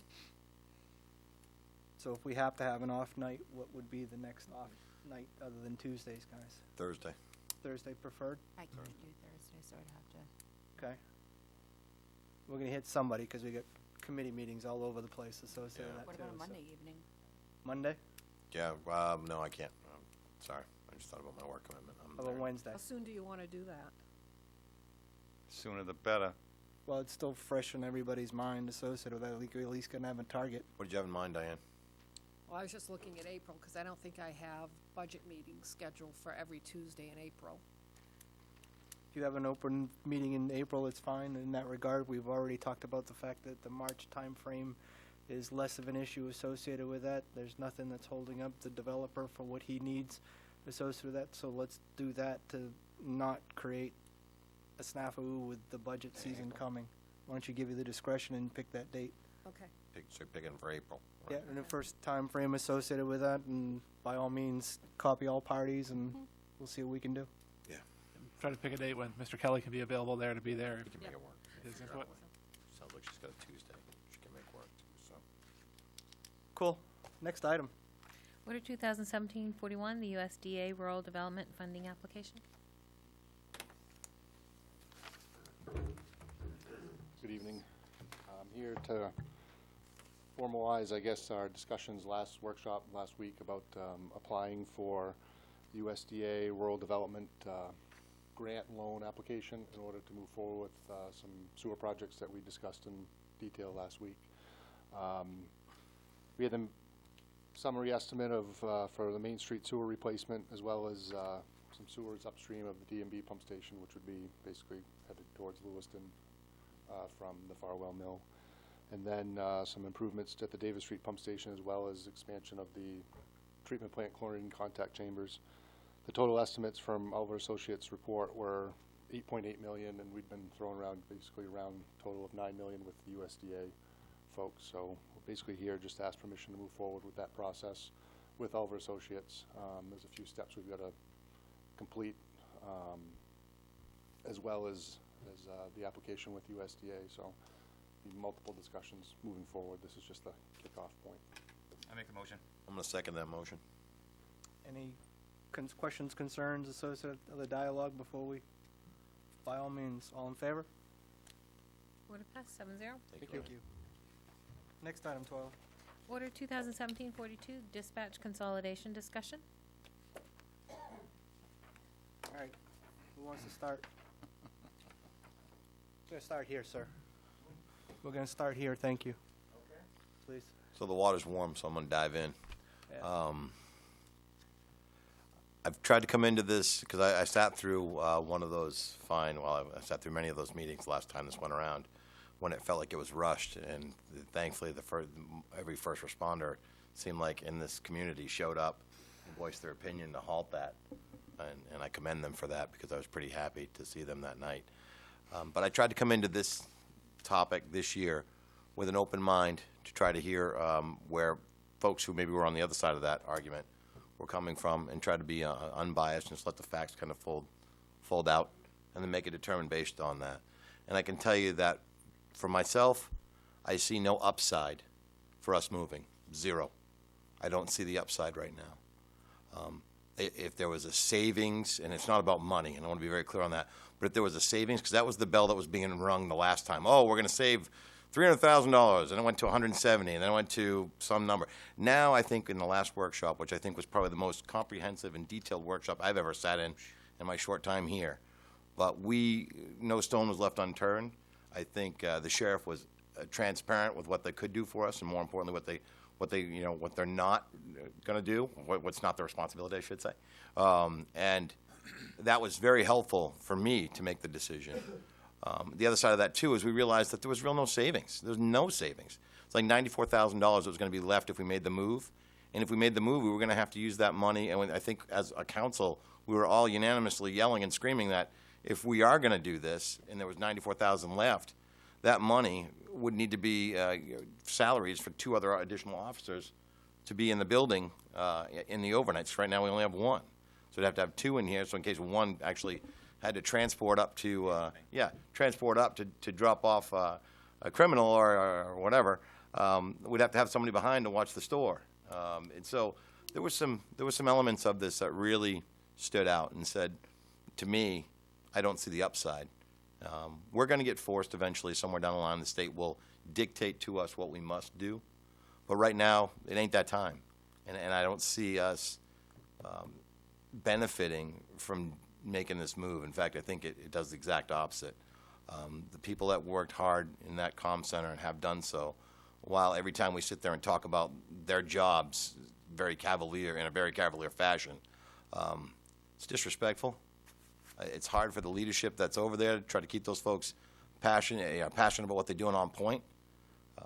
And so I just think that from where I stand, I'm a big fan of keeping it here still for all the right reasons. That's just my take on it. Next. We go down the horn? We go down the horn if you want to do it that way, by all means. Okay. For me, I think I agree, we had a really good conversation the last time when we did the workshop, but I don't know if we were sitting in the same meeting or not. But I heard a few times that some of the department heads had some issues that they had brought out.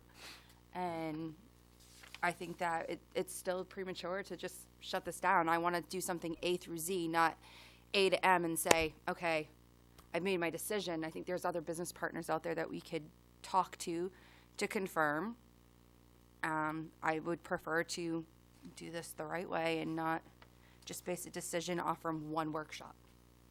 That's my personal opinion, and I think we owe the community that much to keep on. I mean, like Roger said, this is the 7th time that this conversation has come up. Obviously, it keeps coming up for a reason. So let's do it right and do it right, this time, and stop bringing it up. We'll have all the answers on the table, whether it be with Androscoggin County, whether it be our dispatch, whether it be SAG, LA 911. I think we have to have everybody involved in the conversation. We had to push then for your view. What would be the next move in your opinion?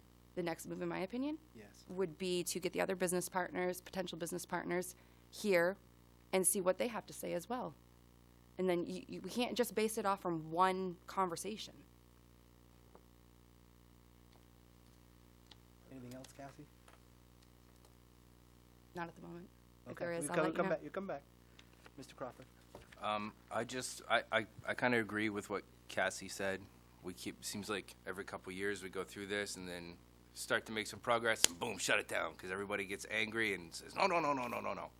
So it just doesn't make, it's not an emotional decision, it's a logical decision.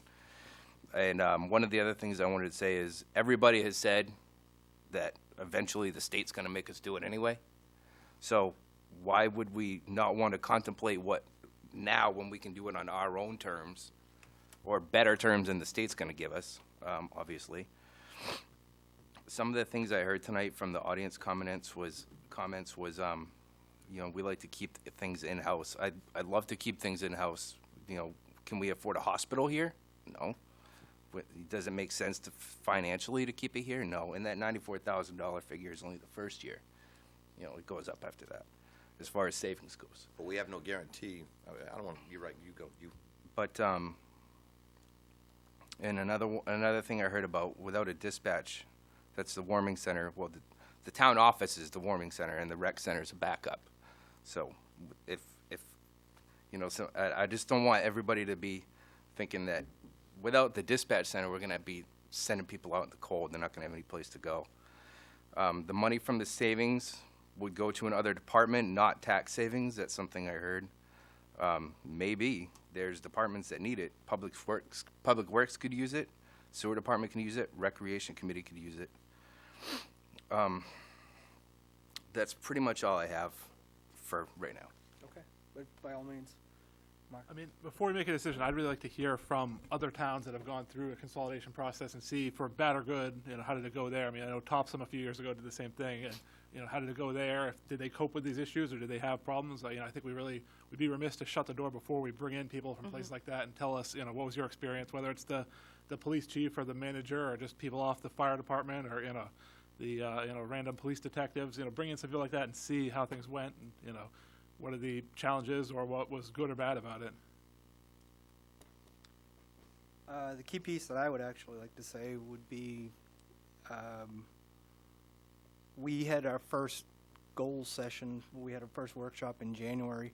We brought in all the department heads, went through all the departments, and chiefs actually talked about it, and we heard from them of what their plans are. I'm not sold on the fact is that it will not be a discussion that actually is packaged for a budget, and I don't want to create that hurdle. So in that regard, I see no move to actually entertain that at this time. I get the dialogue associated with that. I think there's been a lot of good communication associated with that. I'm saying that the time I don't believe is correct to actually move forward with this. Yeah, I guess not to repeat what Norm said, but to kind of piggyback on that. And for me, it was to look at the numbers and to see if it added up and if it made sense to let go of certain liberty, potential liberty, or the same or better service. So for me, I guess, kind of back what Norm said, and the numbers just don't add up. If the number was bigger, I think I would maybe lean the other way, but I think it's important that we keep it here in town. Mr. Brunel. Yes, I'm also in favor of leaving the dispatch center the same way it is. It's been one here ever since I've been a kid, ever since I've been here. Again, I've read so much stuff over the last almost 4 years I've been here about it. It's not logical to make it go away at this point. That's my view. I believe it should stay just the way it is. And if the state, and I don't say that the state is someday or the feds is someday going to come and try to disband our dispatch center, but today they're not. So I still think we should put it to a vote right now.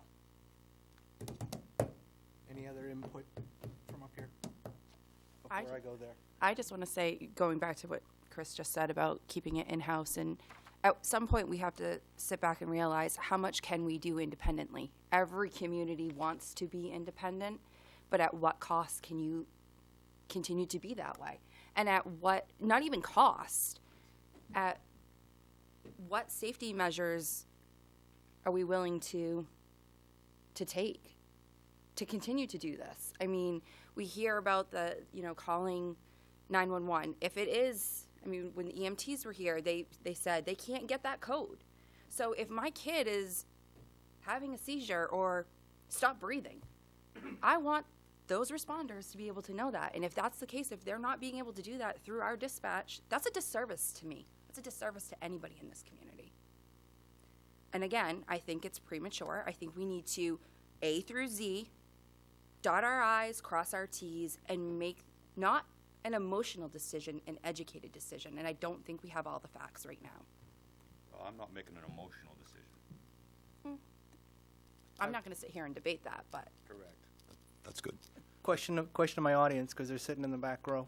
Did you guys have any call volume statistics based on what we talked about at the workshop, 2,500? No? Nothing? Okay. I just know that was a key point in discussion, is how many people are actually having that, and I don't, if we could. Well, to clarify that. Sure. The 911 call. Come on, Yeah, here, please here. come up, please.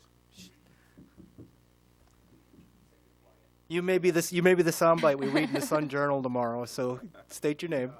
The 911, to your point, the 911 calls come in typically on the 2500 line. That's how they ring down to us. Right. On the other end is a 911 dispatcher. So when your child is injured or whatever, you call 911, you get Androscoggin.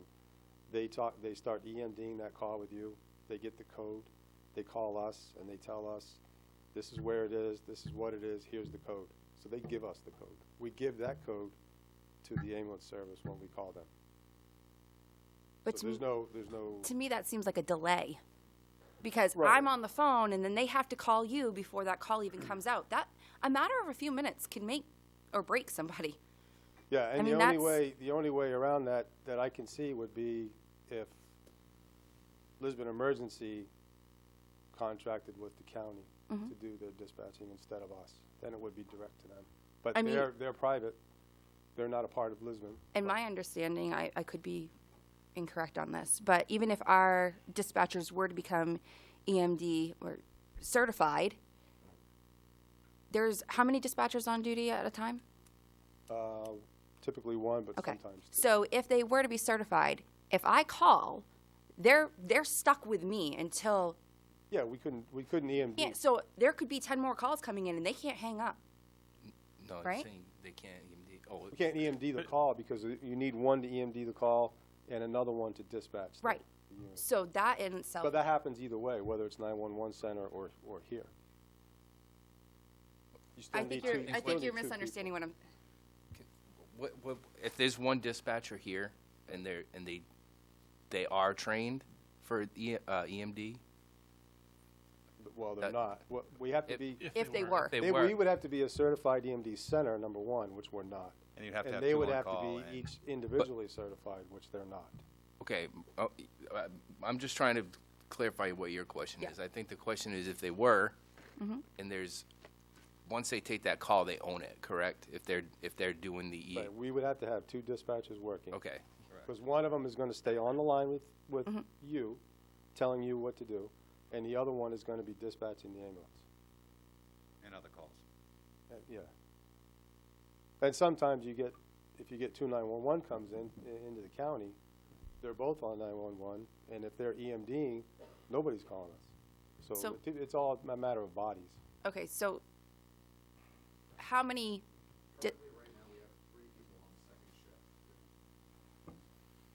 That was Harry Moore.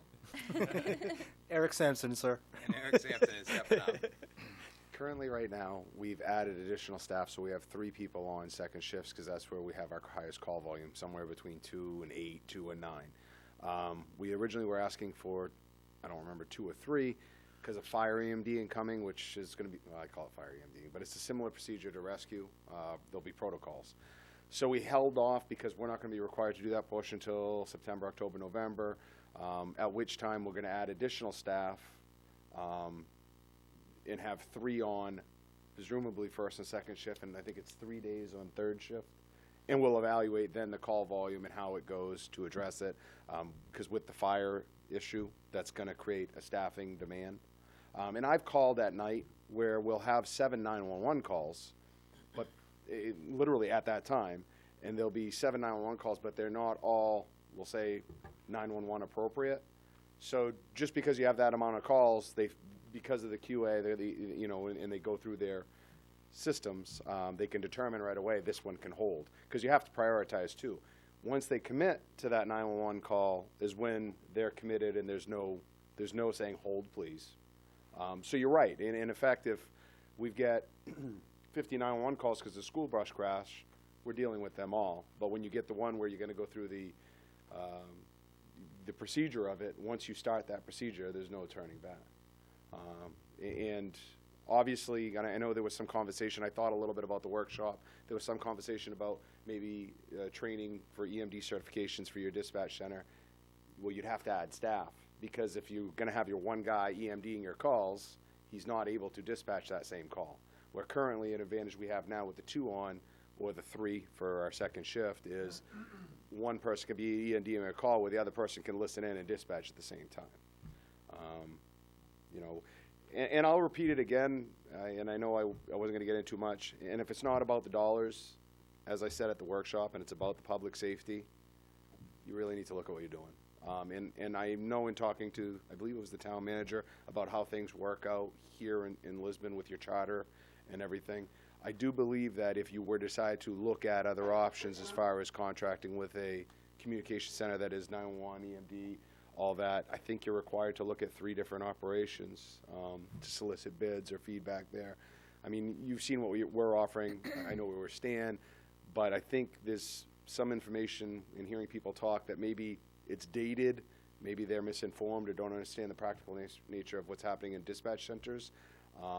But if you're talking from a public safety perspective, I think the option you're exercising right now probably isn't the most favorable for your community.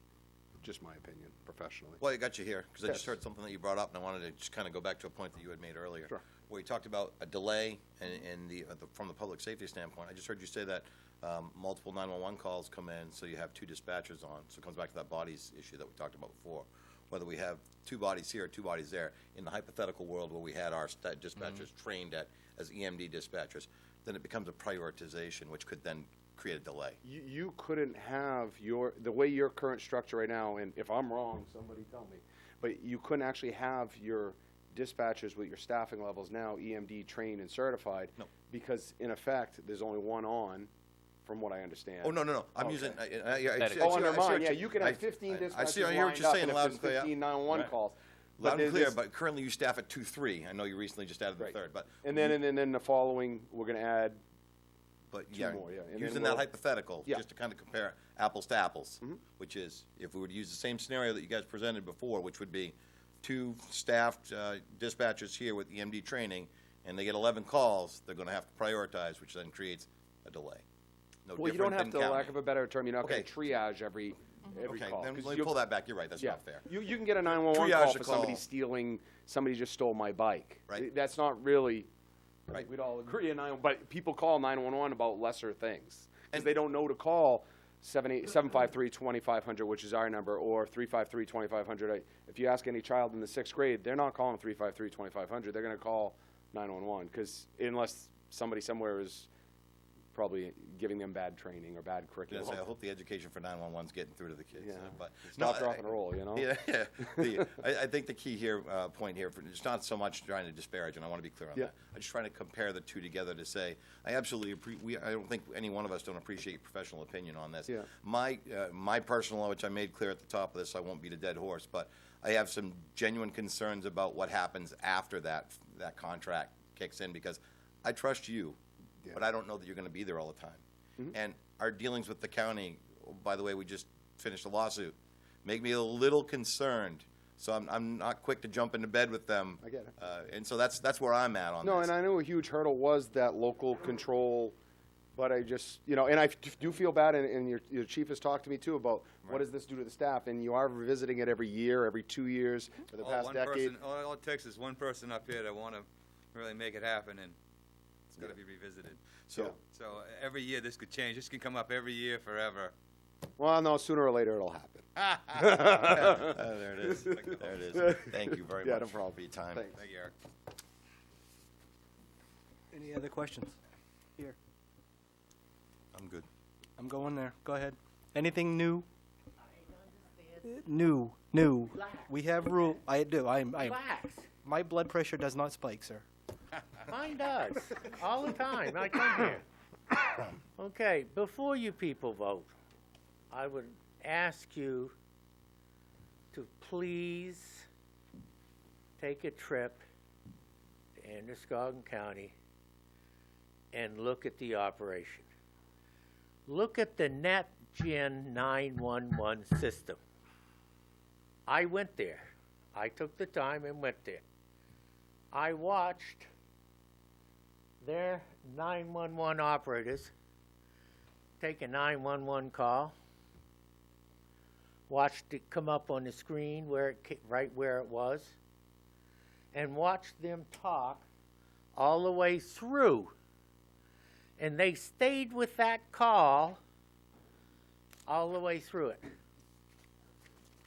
It's an amazing thing to see. Okay? And I think that's critical for you to see that too, because that will have an impact on your decision, I'm sure. And that's why I'm so passionate, and I bring this up every year, because the money ain't an issue for me. It's my life you guys are playing with, okay? And that has an impact on me. So I'm critical. I want the fastest response in an emergency for the people of this town, because that affects me. You guys can call money, I don't care. You can call, what is it you use? Loss of control. Okay, local control. It means nothing to me. The lives of the people in this town and getting the best medical care when it's an emergency is why I'm so passionate, and I bring it up, and I don't care who knows it. I'm the cause of all the problems because I bring it up every year, because it's not right, and we need to address it to save lives. And that, to me, is the critical point. Thank you. Thank you. Ron LaRochelle, on that point, I mean, maybe I'm wrong, but I believe Lisbon, that enhanced 911 system, we're already paying for that, and we are using that today. It's called the PSAP, but we actually pay for that service. And maybe I'm wrong, but I believe Lisbon already pays for that enhanced 911. And if you call today, because your sons, we have the full advantage of that 911 system. It's just dispatched through our dispatch, but you have the same capability of staying online and getting the same services, and not knocking down the county at all, but we already pay for that PSAP. We're using it every day, that enhanced 911. Unless someone, maybe I'm wrong, but I believe that's what it is. Anything else? Yeah, actually, I have a question, a follow-up on that point there about the, when someone calls in and it comes into the county center and then they call us, does our dispatchers get that information on their terminal, or do they get it, by phone from somebody? Does it show up the same information on a screen like that? I'm trying to figure out how it works. Okay, so it does fill in from that. Okay, good. Correct. Thank you. It fills the data, but it doesn't fill in the mapping. Okay. Okay. I see we got some of the department heads here. I hate to put you on the spot, but I do want to ask you, in this last year, 3 years, 5 years, and Chief Hagan, I know you're new to this, so forgive me, I'm not trying to put you on the spot. How many complaints have you received from citizens for delayed response times? Have you ever? I've only got 5.5 months. Yeah. And counting, not the other way, right? Please. I saw Mr. Mativia first, and then we'll go in here. Which one? None? Okay. Eric Matavia, Elizabeth, I'll make it brief. You just had a workshop not too long about this, and you had all the department heads in here, and unanimous across the board, they all are in favor of keeping this comp center. They're the ones using the comp center. They're the ones that get the most use of it. I think it would be a disservice for you to ignore what they're saying and get rid of the comp center. And not just the school department, right across the board. Everybody was happy with what was going on, and I just think it would be a disservice to get rid of it. Mr. Fellows. The only comment I have is I was here at the workshop. I heard the facts, or the representation of the facts. And if I were to make a decision tonight about this project, I wouldn't be prepared to make a decision. But I would say it's going to come up, and it's going to come up, and it's going to come up, if not from Larry, from somebody else, every time you turn around. I think you do the town a disservice if you do not thoroughly investigate it. So voting to continue does not mean voting to change. It means to continue to study it thoroughly so you can, maybe you make a unanimous decision on what the action should be. Mm-hmm. And to Don's point, that is my point, is that if we are thoroughly getting all of the facts from every potential business partner, then we can make an educated decision. What does it hurt? Does it hurt you to continue the conversation? Does it hurt you? You? Doesn't hurt me. I'm not looking that it hurts me. I'm not even saying that it hurts me. I'm saying that I've heard, seen, and read enough to make an educated guess, not only for myself, but an educated answer for the people who use the service and the town members who have approached me. I've had 2 versus 30 or 42 that have said that they want it to go away. Now, this is a small representation of the 9,000 people who live in our neighborhood, but as I've said, I've sat through and read enough information to know that it's no cost or savings to money or life by making it go away. So as far as I'm concerned, I am ready to make the motion to not consolidate and to keep the comm center right where it is, doing right what it's doing, period. Does the rest of the council not deserve to get the same information that you have? And so we can make our own decision? Hey, if you got enough people on this over here to the left of me that want to continue to go and continue to look for more information, well, that's by all means, I think that's all we're trying to do. Again, I'm not trying to shut down. Not just from one business I'm partner, not trying to from shut anything multiple. down. I'm not trying to shut you down about finding out more information. Oh, I'm good. telling you that I've seen and heard enough to make that decision. And I plan on making the motion, unless somebody else has got something to say. I think we just kind of dial it back for a minute. I think it's definitely, as much as we try to say that emotion doesn't get embroiled in this one, I think it's easy for it to get embroiled in this one for all of us. I think we all feel very strongly about our positions, and that's what's great about it. We can be passionate about it and disagree, but at the end of the day, we got to figure out what makes the most sense. I don't know where I'm at. I think when I came in on this, and I still think I'm not swayed. I want the comm center to stay here. Well, then let's make the motion. I can just give me a minute. Thank you. I can see the validity of wanting to play this out, But I can also see that it's going to be, and maybe this is wrong from my part, it's going to be more of the same. Every year. So what I mean by that, it will be. I'm sure we'll hit this again next year. I don't know anything about E911, so for me to generalize on them is probably is wrong on my part. The same thing with any other business partner, Saginaw, Dispatch, etc. My concern with that, and the reason that I'm dug in where I'm at right now, and I'm okay with making a decision right now, because I felt like the workshop that we did with the one business partner gave me a really good view of what I can expect from each workshop with those business partners. I can't see SAG having anything improved over what Andro is going to offer us, or E911. Is that short-sighted on my part? Some people could say that. LA I'm- 911. What's that? LA. LA. I said LA. E911. I know yeah. you didn't. Sorry, a lot of terminology. I'm trying to keep it straight. But at the end of the day, I feel like what we did with that workshop was far more detailed and probably the most comprehensive that's ever been done on that topic. Does that mean it's the most comprehensive? No, because I think, like you guys said, visiting, if I went to visit and did a tour, would it change my mind? I'm not sure it would. I bet you they have a fantastic operation, no doubt in my mind. I'm still leery for all the reasons I've already stated. That's just me. So if I'm asked today, would my mind be changed after we go through those additional workshops? Probably not. So that's where I'm at on that. And I just think that everybody's entitled to where they're at in their position, but I don't want to make it personal. It's just about whether or not we're at a place where we want to vote on this or not, so we can find out. Anybody else? You look like you have a thought, both of you.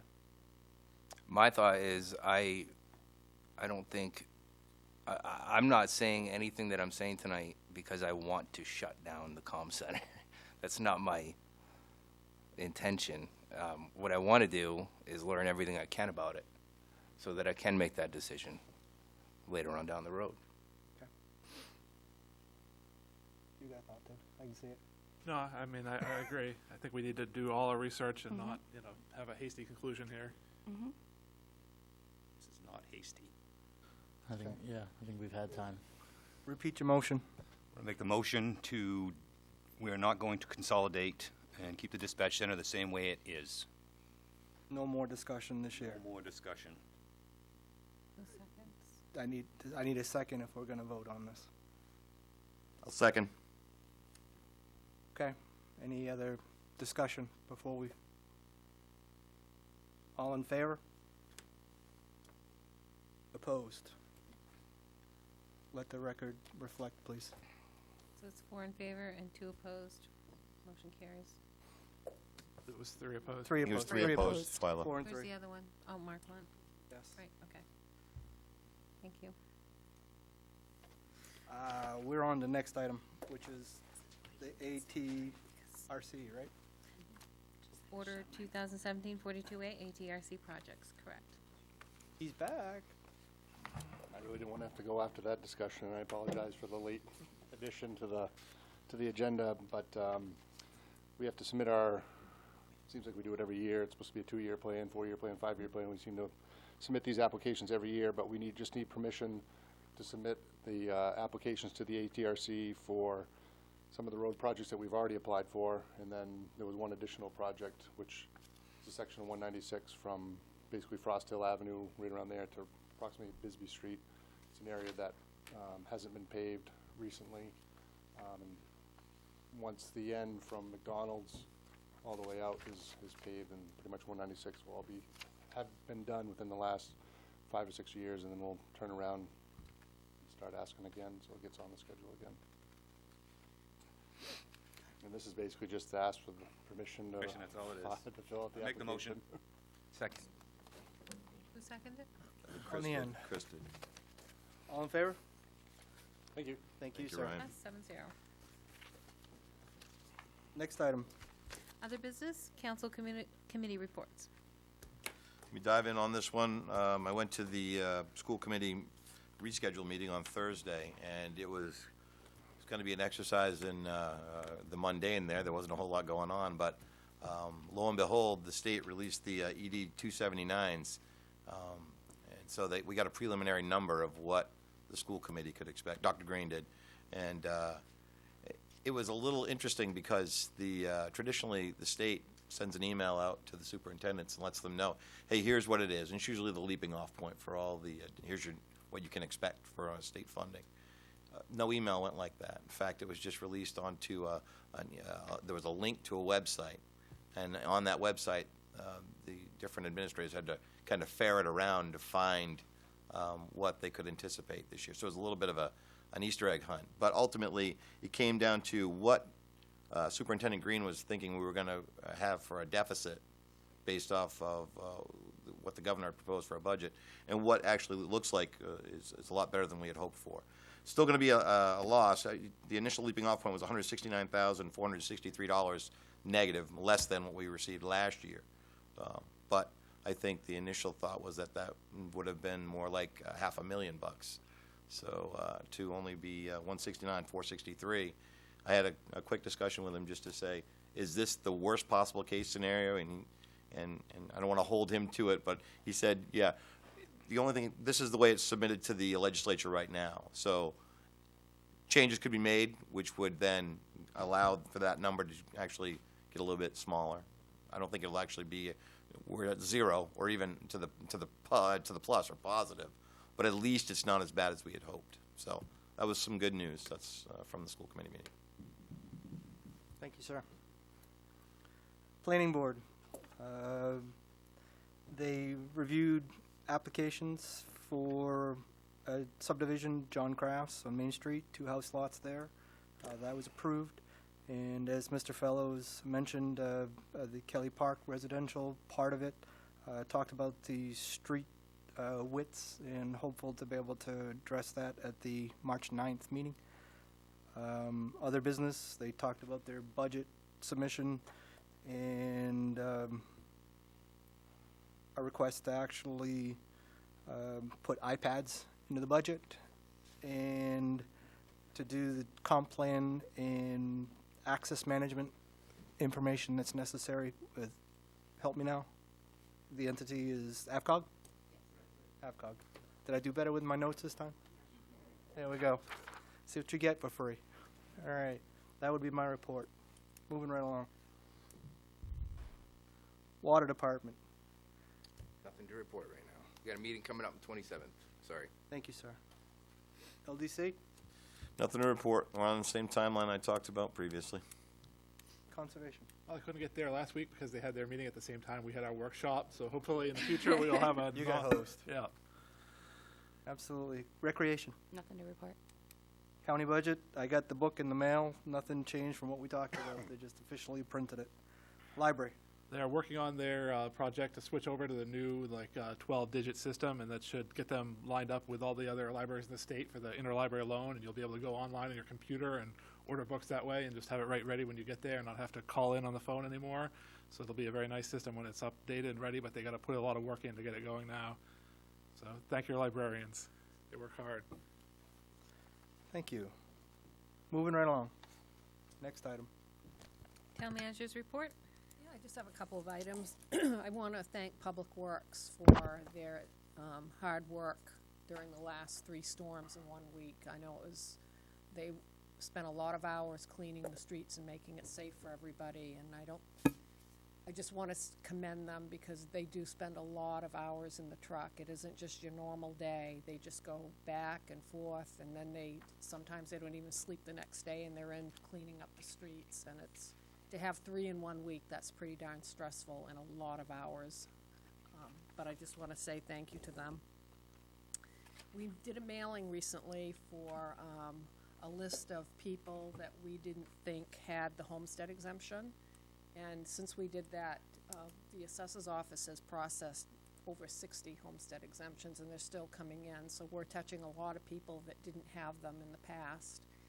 And in some cases, if the current law stands where we're going to have the exemption is going to go up to $20,000 this year, you're going to see quite a few people that won't get a tax bill because the $20,000, especially with the trailers, the $20,000 will more than cover what their assessed value is, which is good. So that worked out well, and we're still processing them. And then today was the deadline for the tax-acquired redemption, and as I suspected, we had one person come in and pay in full. And then we just have 2 properties out there on the tax rolls that we foreclosed on that we knew we weren't going to get any money for. So I'll be bringing that back to you at the next meeting for a recommendation to move forward on those. That's all I have. Next item, Twyla? Is the department head written reports.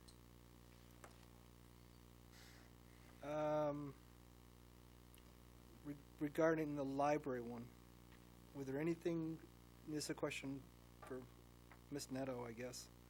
She referenced that the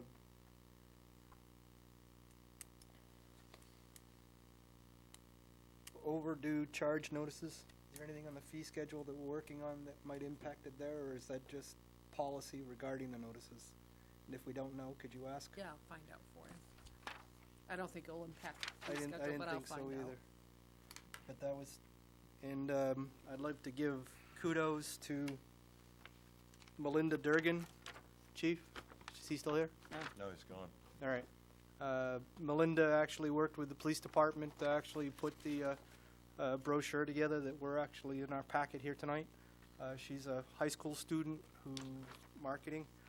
So this is something that Chief is actually soliciting for staffing, quite frankly, is the fact that why to work for Lisbon PD and that type of whatnot. So I'd like to give local kudos to a student that actually, job well done. Thank you. You're up, sir. Department head reports. It's tough kind of coming at the end of these agendas. I know these reports are fairly brief typically, and you get written reports also, so it would be nice to see a request to move department head reports up towards the top of the agendas in the future, but that's just my own piece on that. You want to hold that for a sec? Sure. I'd actually like to load the question right here. The fact is, do we still want to see these quarterly from the department heads in general? I think as long as we're getting monthlies. If we're seeing the monthly written reports, do we need to have them come in to be able to do that, to Dennis's point? I mean, it was asked to me before, and I'm setting him up because he set me up beautifully to ask the question. I didn't know this ahead of time, folks. We get the Yes, but I'll go agendas with it. enough in advance where what if there was something that jumped off the page and we We needed could them ask. to come in, we could ask them to come in at that point. So there's no sense to actually, if it was prior council to actually ask for this, to be able to have it on a quarterly rotating basis to come in. So if we see no need, we can, this will be the last one. to Turning move him, yeah, forward. exactly. Good job, Now, Dennis. The secondary For associate. that, but I don't know how that happened. I just asked to move up the agenda, that's all. Yes, it was my birthday yesterday, so Get a lot, awesome. right? Ask for a So, little, get a lot.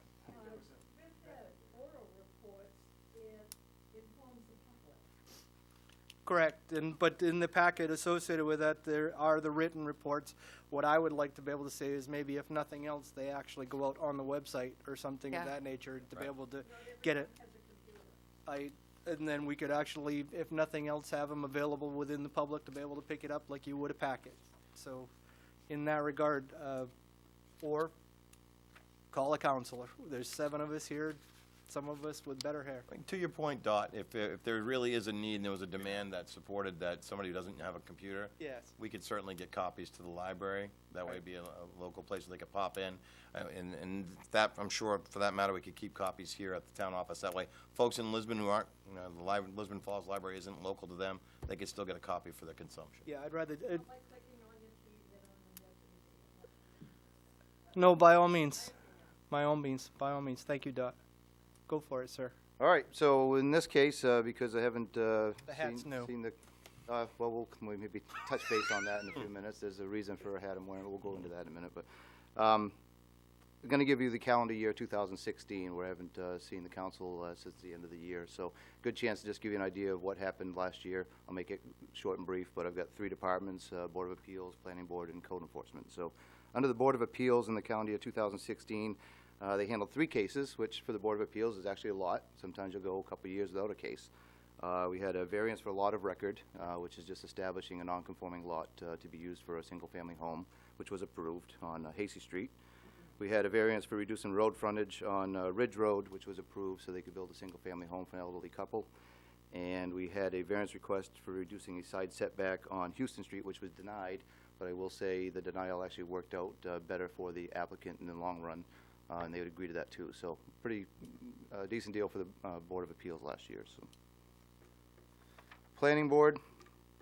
Planning Board had a total of 7 cases last year. A busy year again for Planning Board. They do a lot of work, and from seeing some other boards and working with some other boards back in my previous life and whatnot, I think we run a very structured planning board, and we have some excellent members. So hopefully people recognize the hard work that they do. But last year we had a case, we approved Fox Knoll subdivision, which is located on Mill Street, and you'll see new houses going up there now.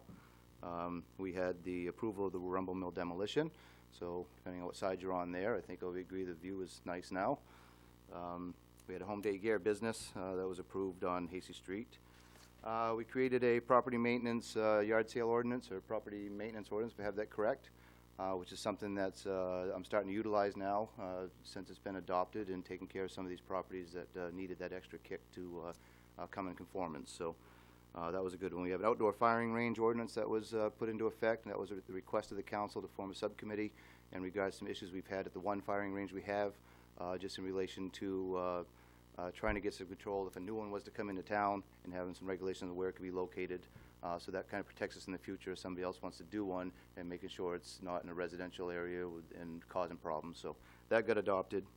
We had a medical marijuana draft ordinance after, I don't know, 2 years and 1,500 meetings and whatnot, but that was rejected. That didn't go through, or that's actually, I'd say, probably on hold. We have a conditional use application for ETTI, which is a simple fuel storage use for their location in the industrial park. We had a conditional use for a rear lot, which just proved a rear lot to be able to build a home.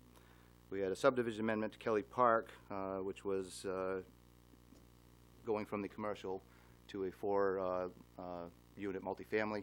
They did that as a first phase, and now they're in the process of getting the final approval for the single-family 35 lots, amending that subdivision. So spent a lot of time on the Kelly Park one, and hopefully that's being taken care of now. We're working out a road issue in regards to street acceptance, and that's ongoing. But we did actually approve the plan with that condition that the roads get turned to 30 feet, the ones that aren't, and the approval of the DEP site plan permit, which we can't approve until we have that anyway. So essentially, it was approved on Thursday night. It's up to debate on where the road situation goes and if they're going to conform to that and have their final approval. So we're waiting to hear on that. We did have a lot of zoning work last year, 2 different occasions. We rezoned some areas of town to fix some areas that needed to be fixed. One was brought up on the Kelly Park. He couldn't do a residential subdivision because it was zoned commercially.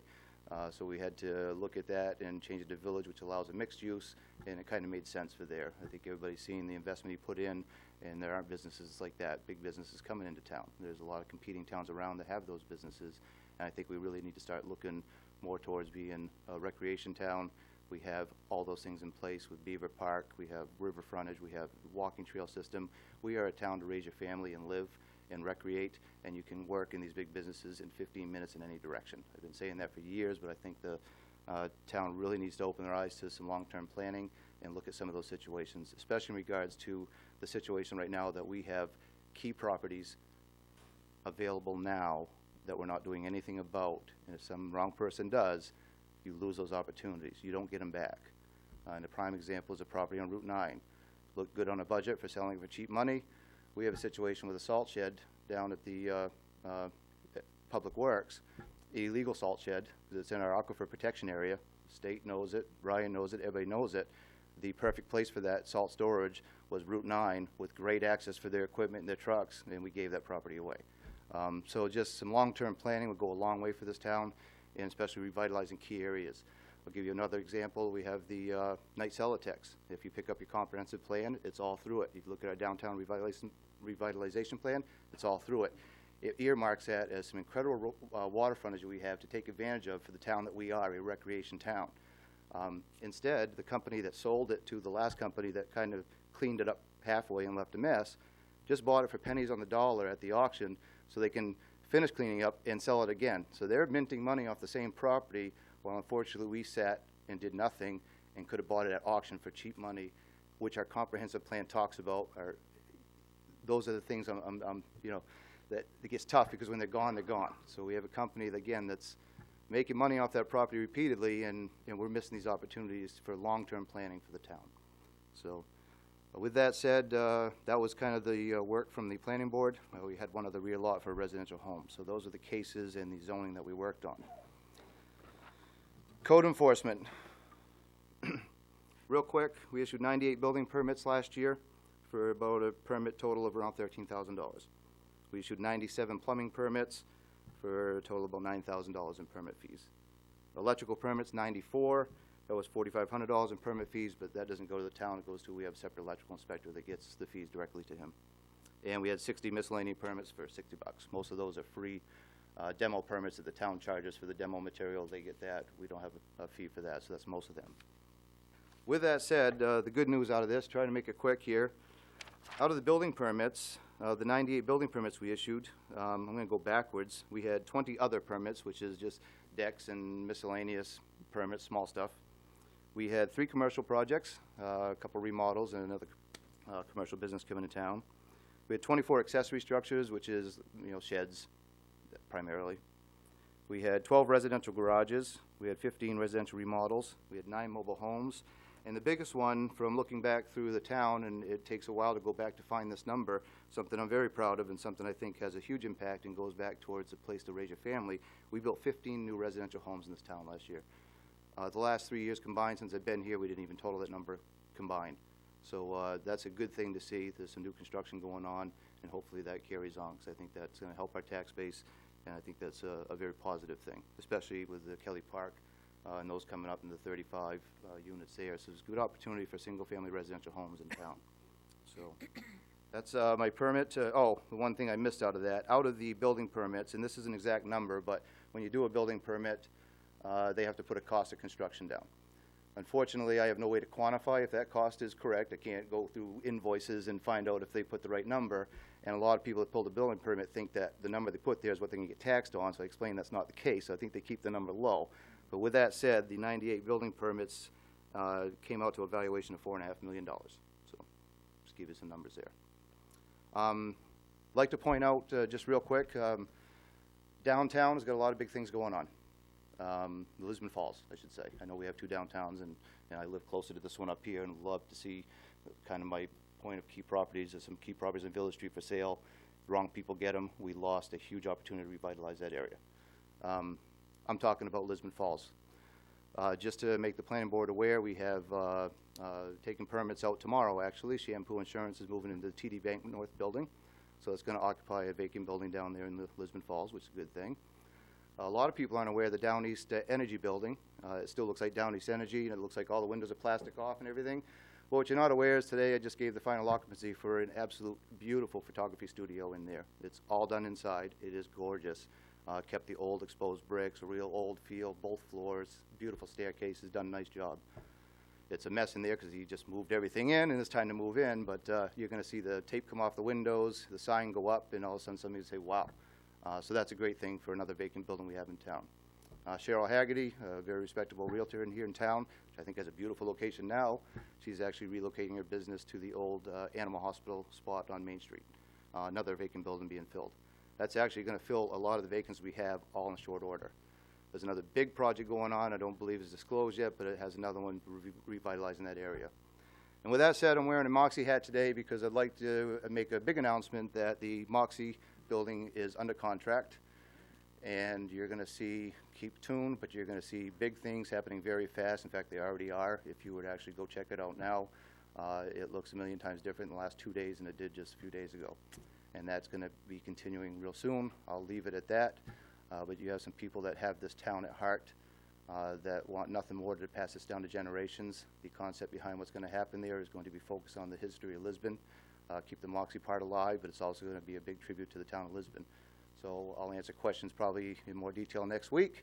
I'm wearing a Moxie hat for a reason, and we'll just leave it at that. So some big things are happening, and most of those vacant buildings we're going to see a lot of.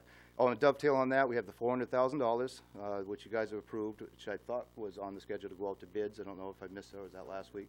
But done. All right. So you're going to see those downtown improvements, which again is more going on downtown area. So that area is changing rapidly, and that's a wonderful thing. And the facade grants, I will say, I believe they have two that are being reviewed, 3 being reviewed, and I can tell you there's 3 more that they're going to have in the next few days, all down in that area, at least the ones I know of. So again, those are things that are going to improve some of the building facades and go towards that overall development, so.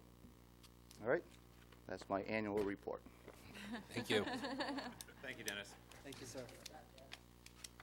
Next item. Audience participation for new items. Anyone? Next. Seeing none, moving on. Counselor Communications? Does anybody have anything that hasn't already come up? None. Moving on. Appointments, Order 2017-43, Water Commissioner. Yes, I actually have the privilege. I'd like to appoint James Lemieux to the Water Commission. Welcome aboard.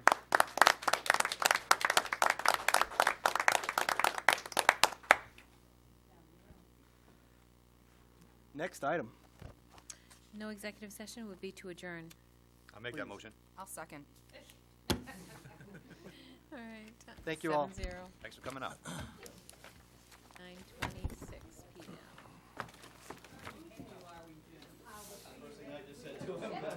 Yes, yes, you are. You trust me? Are you kidding me? Listen, it really has nothing to do. I think you understand the climate of what, and I can only speak for me. That was my biggest. I think